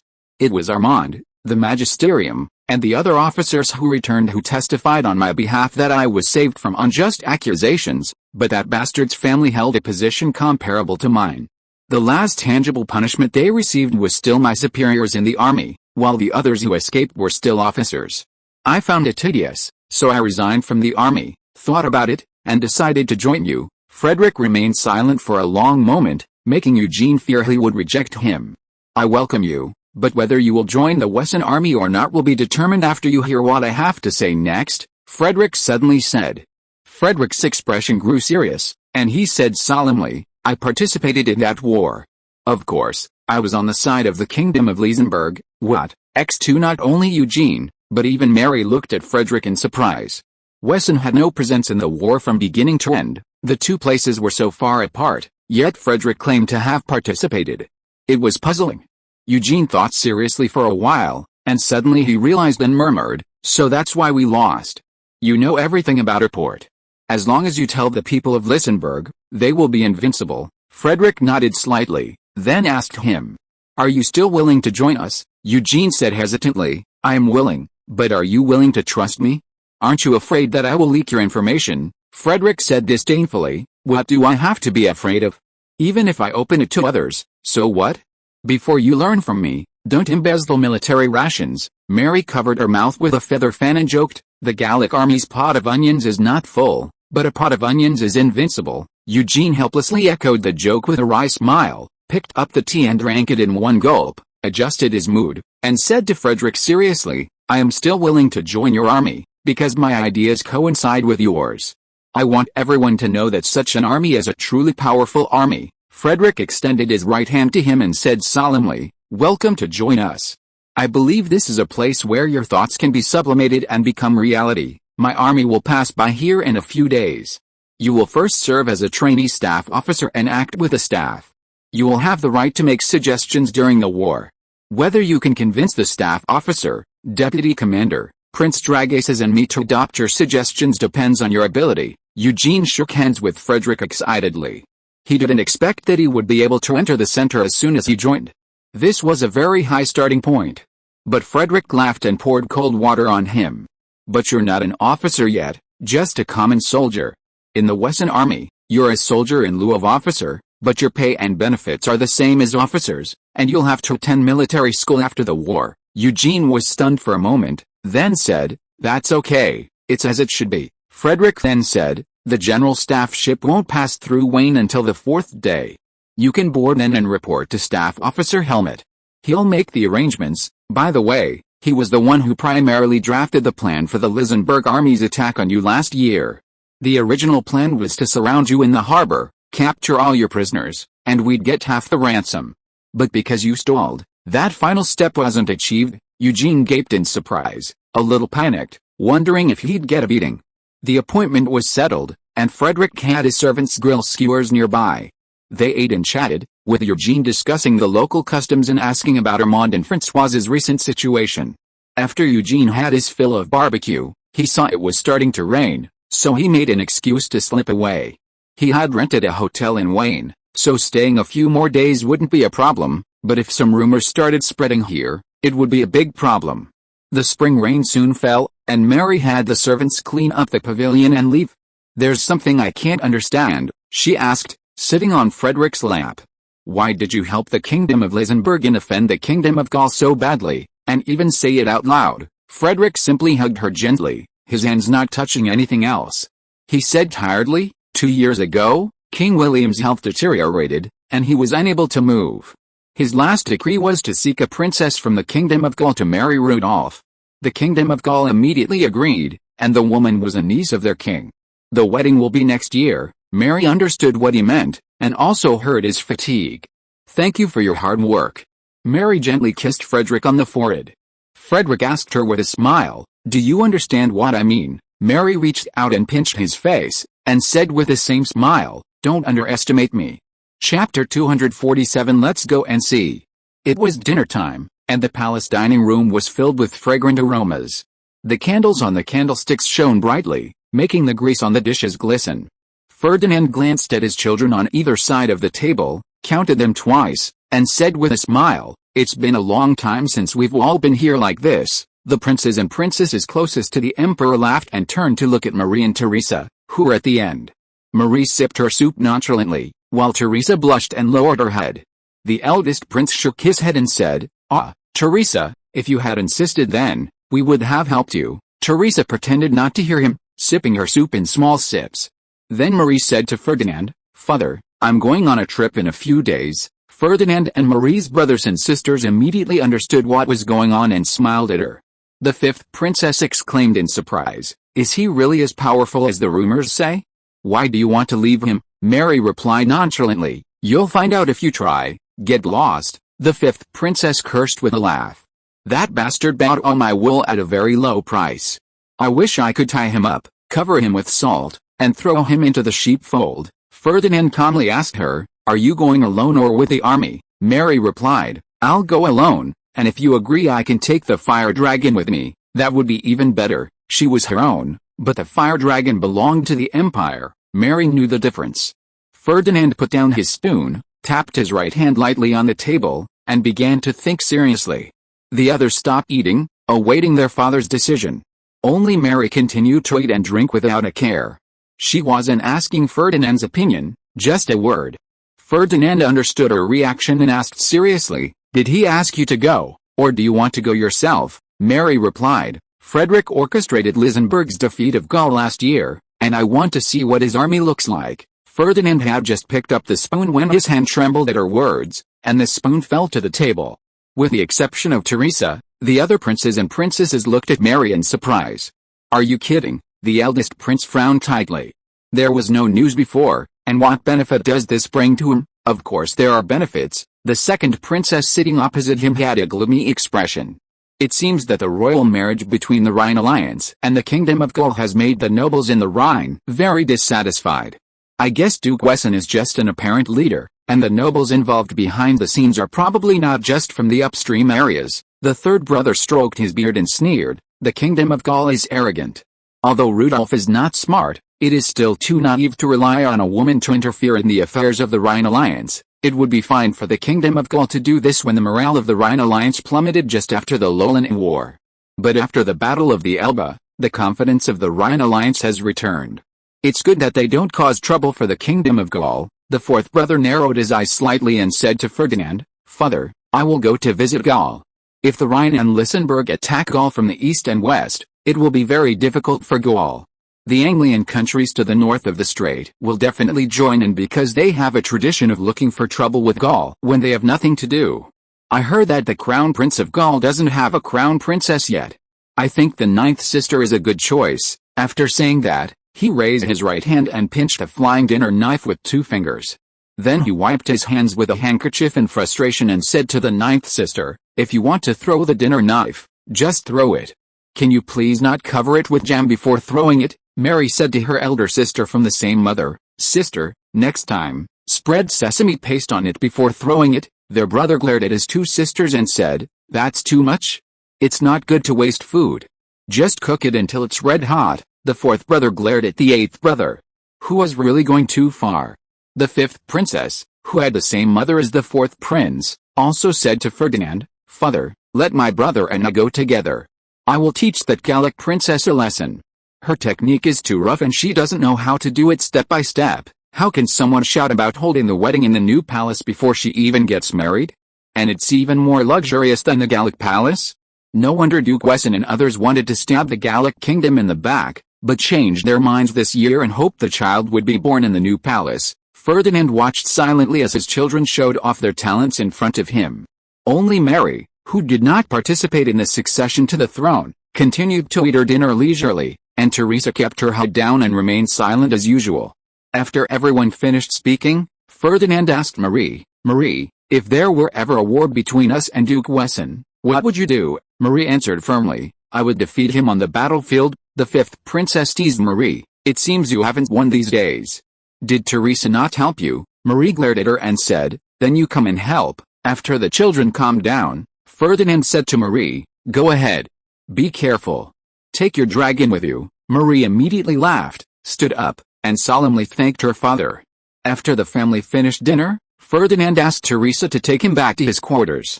In the bedroom, candles cast a soft glow. The fireplace was already burning, its flames licking a small iron pot, from which the aroma of rice and medicinal herbs from the south wafted.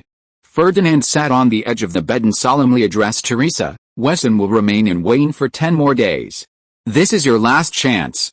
You know what I mean. Your uncles and I are watching you, but not just you. Don't forget, your third aunt's mother is from your grandfather's cousin's family. It's not impossible for your uncles to switch sides and support your third aunt's line. I told you, you don't live alone. You should know that you have your mother's family and the entire grasslands on your shoulders. Even if you don't fight for the throne, you must work for the interests of your mother's family and the families on the grasslands who support our mother. I don't know if you're truly stupid or just pretending. If you don't seize this opportunity in these 10 days, even if you're pretending, neither I nor your uncles will give you another chance. Teresa kept her head down, as if studying the tips of her toes. Invisible when she stood upright. Ferdinand ignored her reaction and waved her off. Soon, a maid arrived to dress the emperor, wipe him clean, and then put him in a soft, comfortable robe. Ferdinand settled himself against the headboard of the bed. Someone, carrying a novel, sat in a chair beside the bed and began to read aloud with great emotion. But the emperor's mind wandered elsewhere. Instead, he pondered Teresa's affairs. He couldn't decide whether Teresa was truly foolish or just pretending. After a moment's reflection, Ferdinand decided it didn't matter. As long as she didn't proactively pursue the truth about her mother's murder and expose her true character, she would lose her claim to the throne and her chance at imperial power. Ferdinand pondered further and decided to give her another chance. If she dared to follow Frederick like Mary had, it proved she had the courage, and with courage, she could achieve many things. Meanwhile, Teresa remained restless. When she regained consciousness, the carriage had pulled up at the gates of Gangquin Palace. She took a deep breath and decided to discuss matters with Frederick. However, the butler informed her that Duke Wesson had just gone out on a visit. Teresa, assuming Frederick would return tomorrow at the latest, waited. But she didn't expect that Frederick never returned here until Gangquin Palace was reduced to ruins under the Iron Hoof. Chapter 248. Send those who come to seek refuge away. Bang! The steel-clad mace with a wood core clashed with a longsword. There was no deafening crash, only the resounding thud of the mace striking the earth. Frederick deflected the mace from his head and tried to step on it with his right foot, but an iron spear aimed just above his ankle slashed across him with such force that a casualty would surely break a bone. While an was nearby to heal within a few minutes, the pain of a bone straightening was generally avoided whenever possible. However, Frederick didn't dodge, instead stomping down on the mace, allowing it to sweep across his leg. Dang! Amidst the clash of metal, Mary felt the recoil of the iron spear in her hand, like striking steel, and the tip actually bent. The blow had no effect on Frederick. He leaped up on his mace and delivered a flying knee kick to the face before him that bore a striking resemblance to Mary. Marie's sister, Princess Anna, immediately leaned back, releasing her mace and reaching out to grab Frederick's pelvis from the side, preparing to spin and throw him to the ground. However, Frederick swung his sword back, forcing Marie back. His free hands caught on his wrists, sending them both tumbling to the ground. Wrestling was a must-have skill for any warrior, and Frederick and Anna immediately engaged in a fierce ground fight. Anna rushed behind Frederick, attempting to end the fight with a rear naked choke. However, Frederick reacted quickly, securing her left hand at her neck, preventing Anna's rear naked choke from forming. Frederick stood up and retreated, attempting to slam Anna into the wall. Anna quickly leaped out of the way, reaching out to catch Marie's spear. Frederick was now empty-handed, with a training ground wall behind him, and Anna's spear rained down. On the other side, Marie approached, mace in hand. Frederick seized the opportunity and knocked the spear aside with a punch, instantly opening Anna's midsection. Seizing the moment, Frederick swiftly advanced, snatching Anna's clothes and throwing her, tripping over his supporting foot and sending her sprawling to the ground. Mary's mace swung across, but Frederick didn't dodge. Instead, he planted his foot on Anna's lower back, preventing her from resting. Then, he pounded the mace's fangless area with both fists. Bang! The immense force of the impact sent the mace flying backwards, knocking Mary off balance. Frederick's uppercut nearly knocked her dinner out of her mouth. In Mary's bathroom, The purple-black potion steamed in the tub, and 3 bruised men groaned as they soaked in it. Feeling good, Anna placed her empty draft beer mug on the edge of the tub.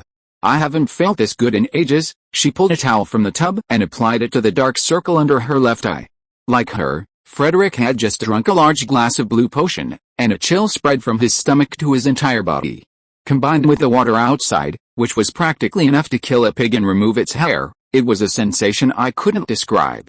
Mary, curiously, poked and prodded Frederick. She had already discovered his strangeness. Other parts of his body were as hard as steel.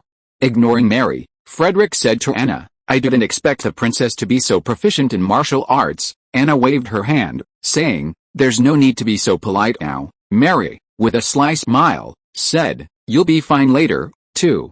Anna threw the towel she was using for her eyes at her sister and then said to Frederick, "I've asked you to come today for 2 reasons. First, Mary is going with you to Constantine. If you were just going on a trip, that would be fine, but since we're going to war, I want to see if you can protect her." Mary pouted unhappily at this.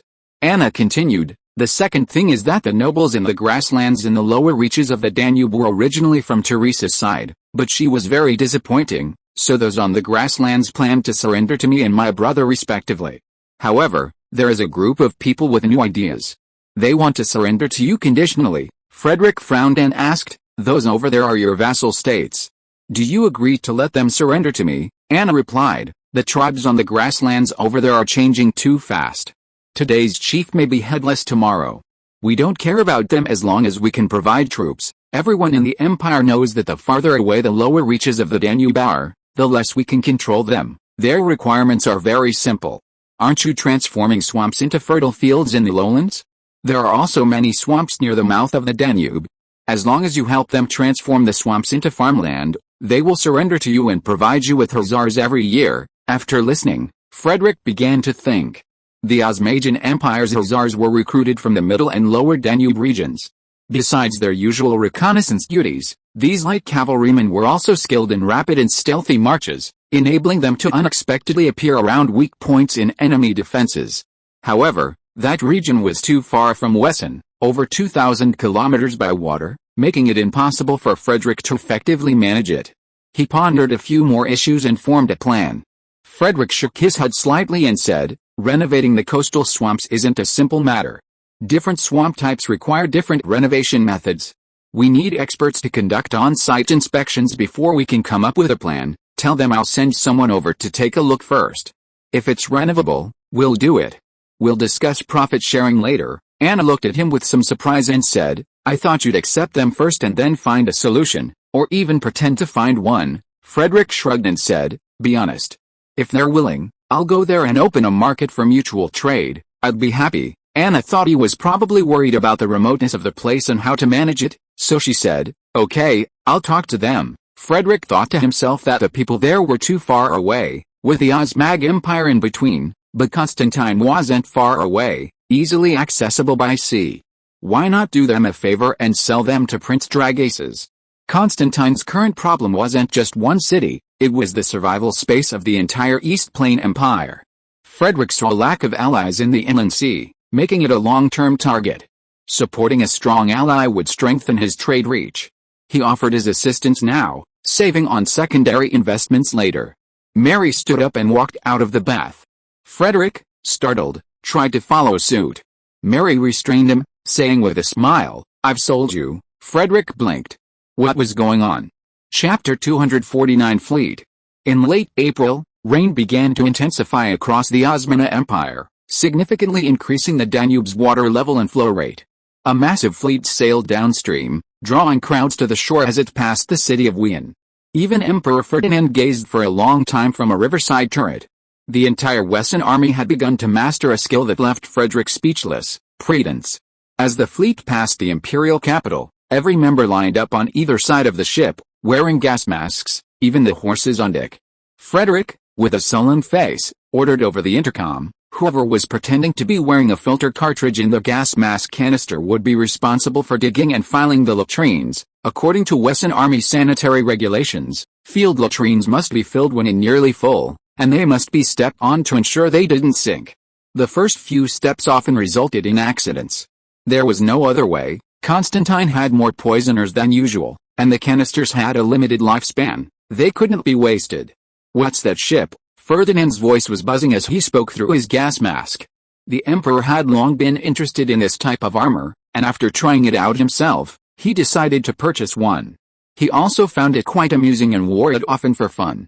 However, Frederick's asking price was 10 times the internal purchase price, but the emperor's sugar-coated bombs eventually reduced it to 7 times. His Majesty now saw a strange ship with water wheels on either side but no masts, so he asked, "Is that a water mill?" In rivers with large fluctuations in water levels, water wheels and mills are installed on ships, allowing them to operate at varying water levels. Frederick smiled and replied, "That's the Flying Tulip, a steamship built for sea transportation. It can sail in calm weather, and we're taking a look at it." Ferdinand removed his gas mask and examined the ship carefully. Without the 2 wheels and with the masts back on, it looked like an ordinary 500-ton seagoing vessel. Before he could finish his inspection, 5 more ships, sailless and with water wheels at the stern, followed behind him. "Did you bring the magic crystal cannons aboard?" Ferdinand noticed the large tubes at the front of one of the ships. "How could I afford magic crystal cannons?" Frederick's response made everyone around him roll their eyes. "They're just big pea shooters for hitting rocks, and they can only hold 1 stone at a time. These were originally inland transport ships. I've brought them aboard to attack the walls of Constantinople. I hope we can get there safely." The sea was different from the inland waters. Inland ships sailed dangerously, but he had no choice this time. The first battle required capturing a port and unloading his men. Ferdinand could understand his words, but the next 2 ships were peculiar. From below, they looked like ships like the Flying Tulip, but above, a large, flat deck supported by pillars covered the entire ship. "What kind of ships are these?" Ferdinand pondered for a moment, but couldn't figure it out. Frederick calmly replied, "The Lexington and Saratoga are drying fishing boats." Everyone knew he was lying, but most couldn't figure out the purpose. Mary, a member of the Order of the Fire Dragon, quickly understood. "These are for your dawn." Frederick immediately said, "You're clever. This was a good trick."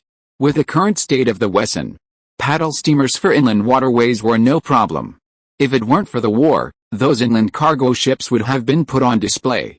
Regarding seagoing vessels, propeller development was still a bit of a problem, and waterproofing the shafts that passed through the bottom of the ship was even more of a problem.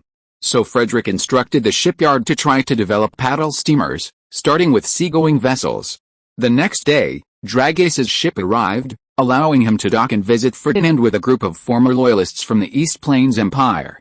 Ferdinand greeted Prince Dragaces with imperial honors and presented him with a chest of gold coins for military funds to restore the country.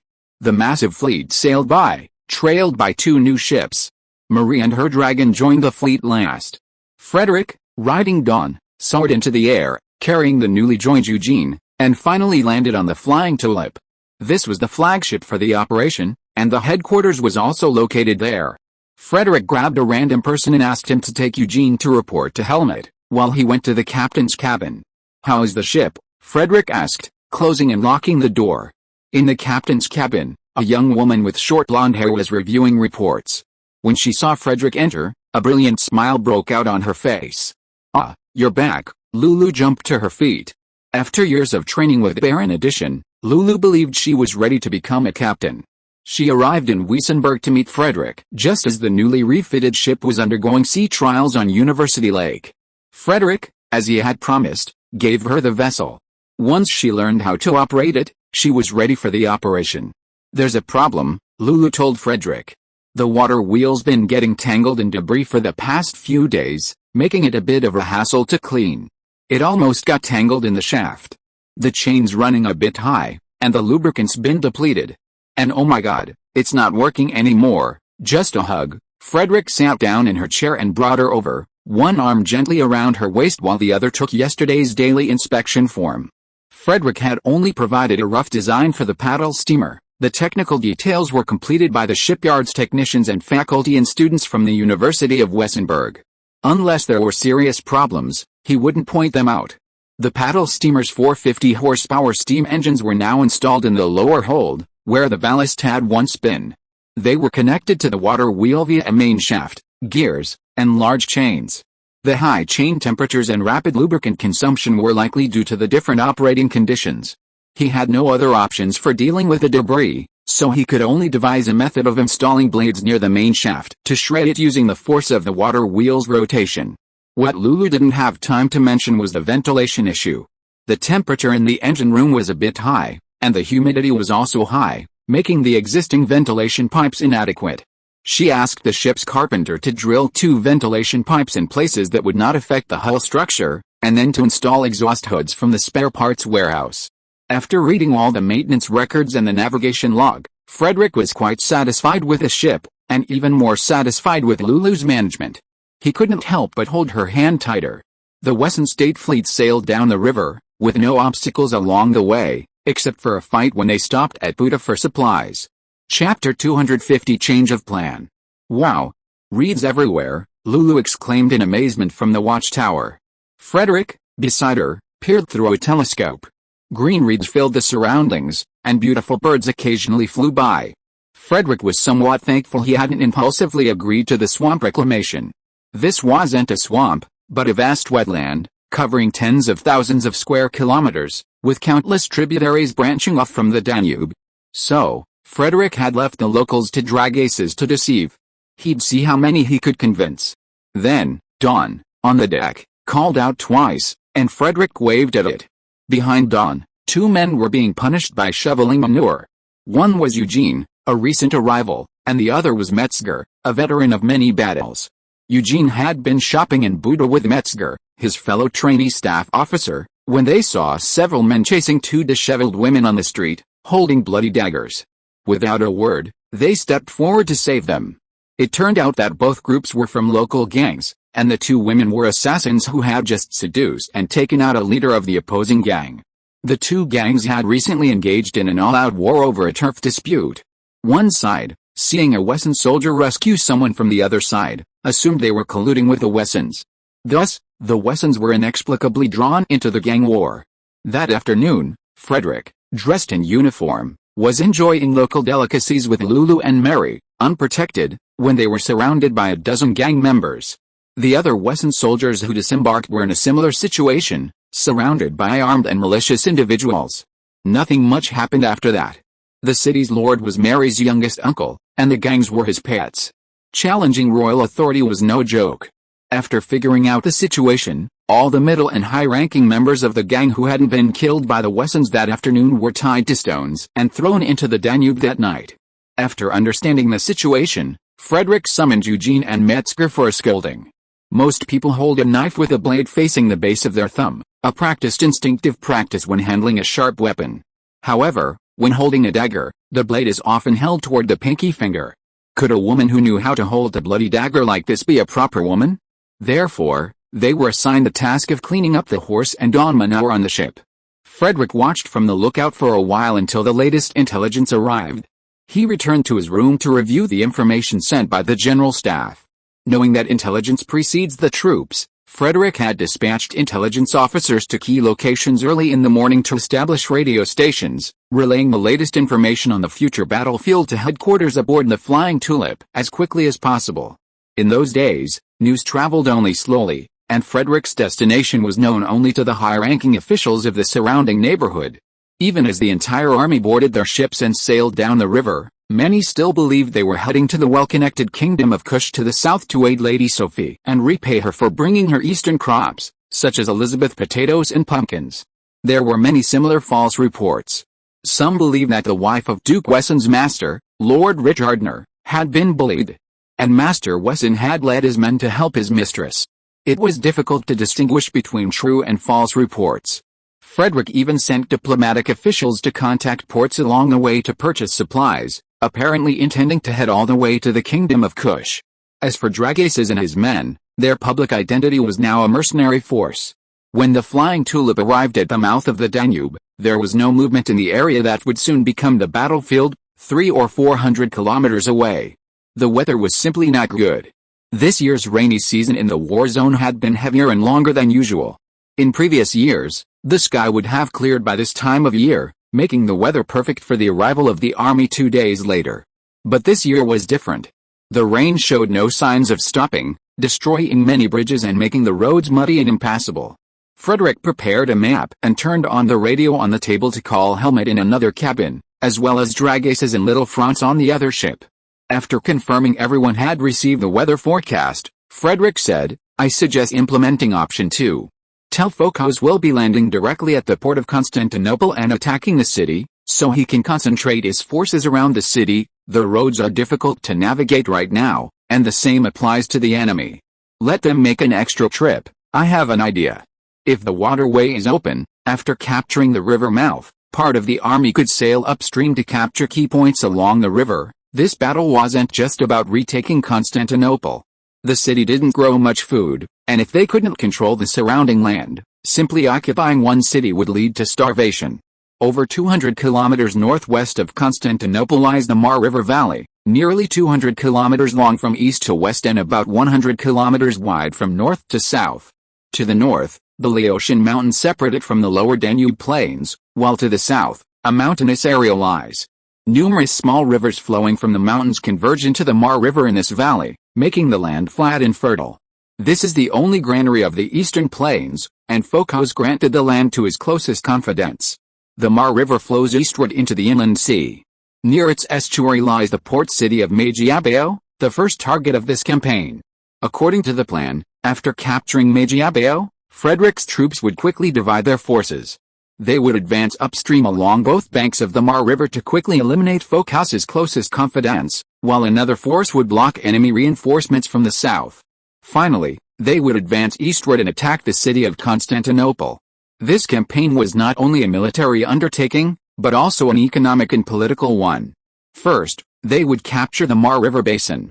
This would, on the one hand, eliminate the false Emperor Focus's allies one by one, on the other, secure the summer harvest, creating food pressure on him, and third, they would reward those loyalists still attached to Dragaces, who would also need land. Seizing this granary was the primary objective, even if Constantinople arrived a year or two later. They could gradually encroach on the surrounding lands, rendering the city isolated. Soon after, Little Franz said on the radio, the military affairs department asked heir in. And he said that small sea vessels can go upstream, but the river is too high, which will cause the mast of the ship to hit the bridge. Then Helmut said, the general staff believes that it is necessary to send someone to monitor the water level of the bridge on the river in real time to adjust the personnel transportation plan. Then it was Dragace's turn. In Constantinople, we have someone who can pass the intelligence to the false emperor as a traitor, but this will take time. After listening, Frederick thought for a moment and said, in terms of intelligence, I can arrange for a cardinal to operate around Constantinople or even in the city, creating the illusion that he is attacking the city gate or the palace. General Staff. Arrange for Black Cat to settle near the main bridge. I will conduct aerial reconnaissance when the weather is good. At this time, Dragaces said, I suggest that Sir Cardinal can launch a surprise attack on the Griffin Knights headquarters east of Constantinople to make the enemy more convinced that we will attack Constantinople. It will take time to trick the enemy. We need to go ashore and wait. After a moment, Franz Jr. said, the military affairs department agrees. We also suggest that we use the opportunity of waiting in harbor number 3 to conduct a rehearsal landing. Frederick immediately agreed. I agree with the military affairs department's suggestion in principle. The general staff will inquire about the local weather and calculate the loss of supplies. Although the sea route was not long, the general staff selected several safe havens along the way, as no one could predict the weather at sea. Harbor number 3 was located not far north of Laotian. If necessary, an overland route could be taken south along the coast, through the Laotian Mountains, to the Malhay River Valley. The troops were scheduled to land and rest here for 3 to 5 days after the long ship journey. After some discussion, Frederick and his 4 companions decided to conduct a rehearsal landing in harbor number 3, then set up camp and wait for the enemy to be deceived or for the weather to improve. End of this chapter. Thank you so much for reading until the end.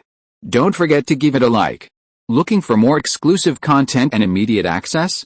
Subscribe to our Patreon. Remember, every like, subscription or donation encourages us to continue. Thank you all. See you in the next video.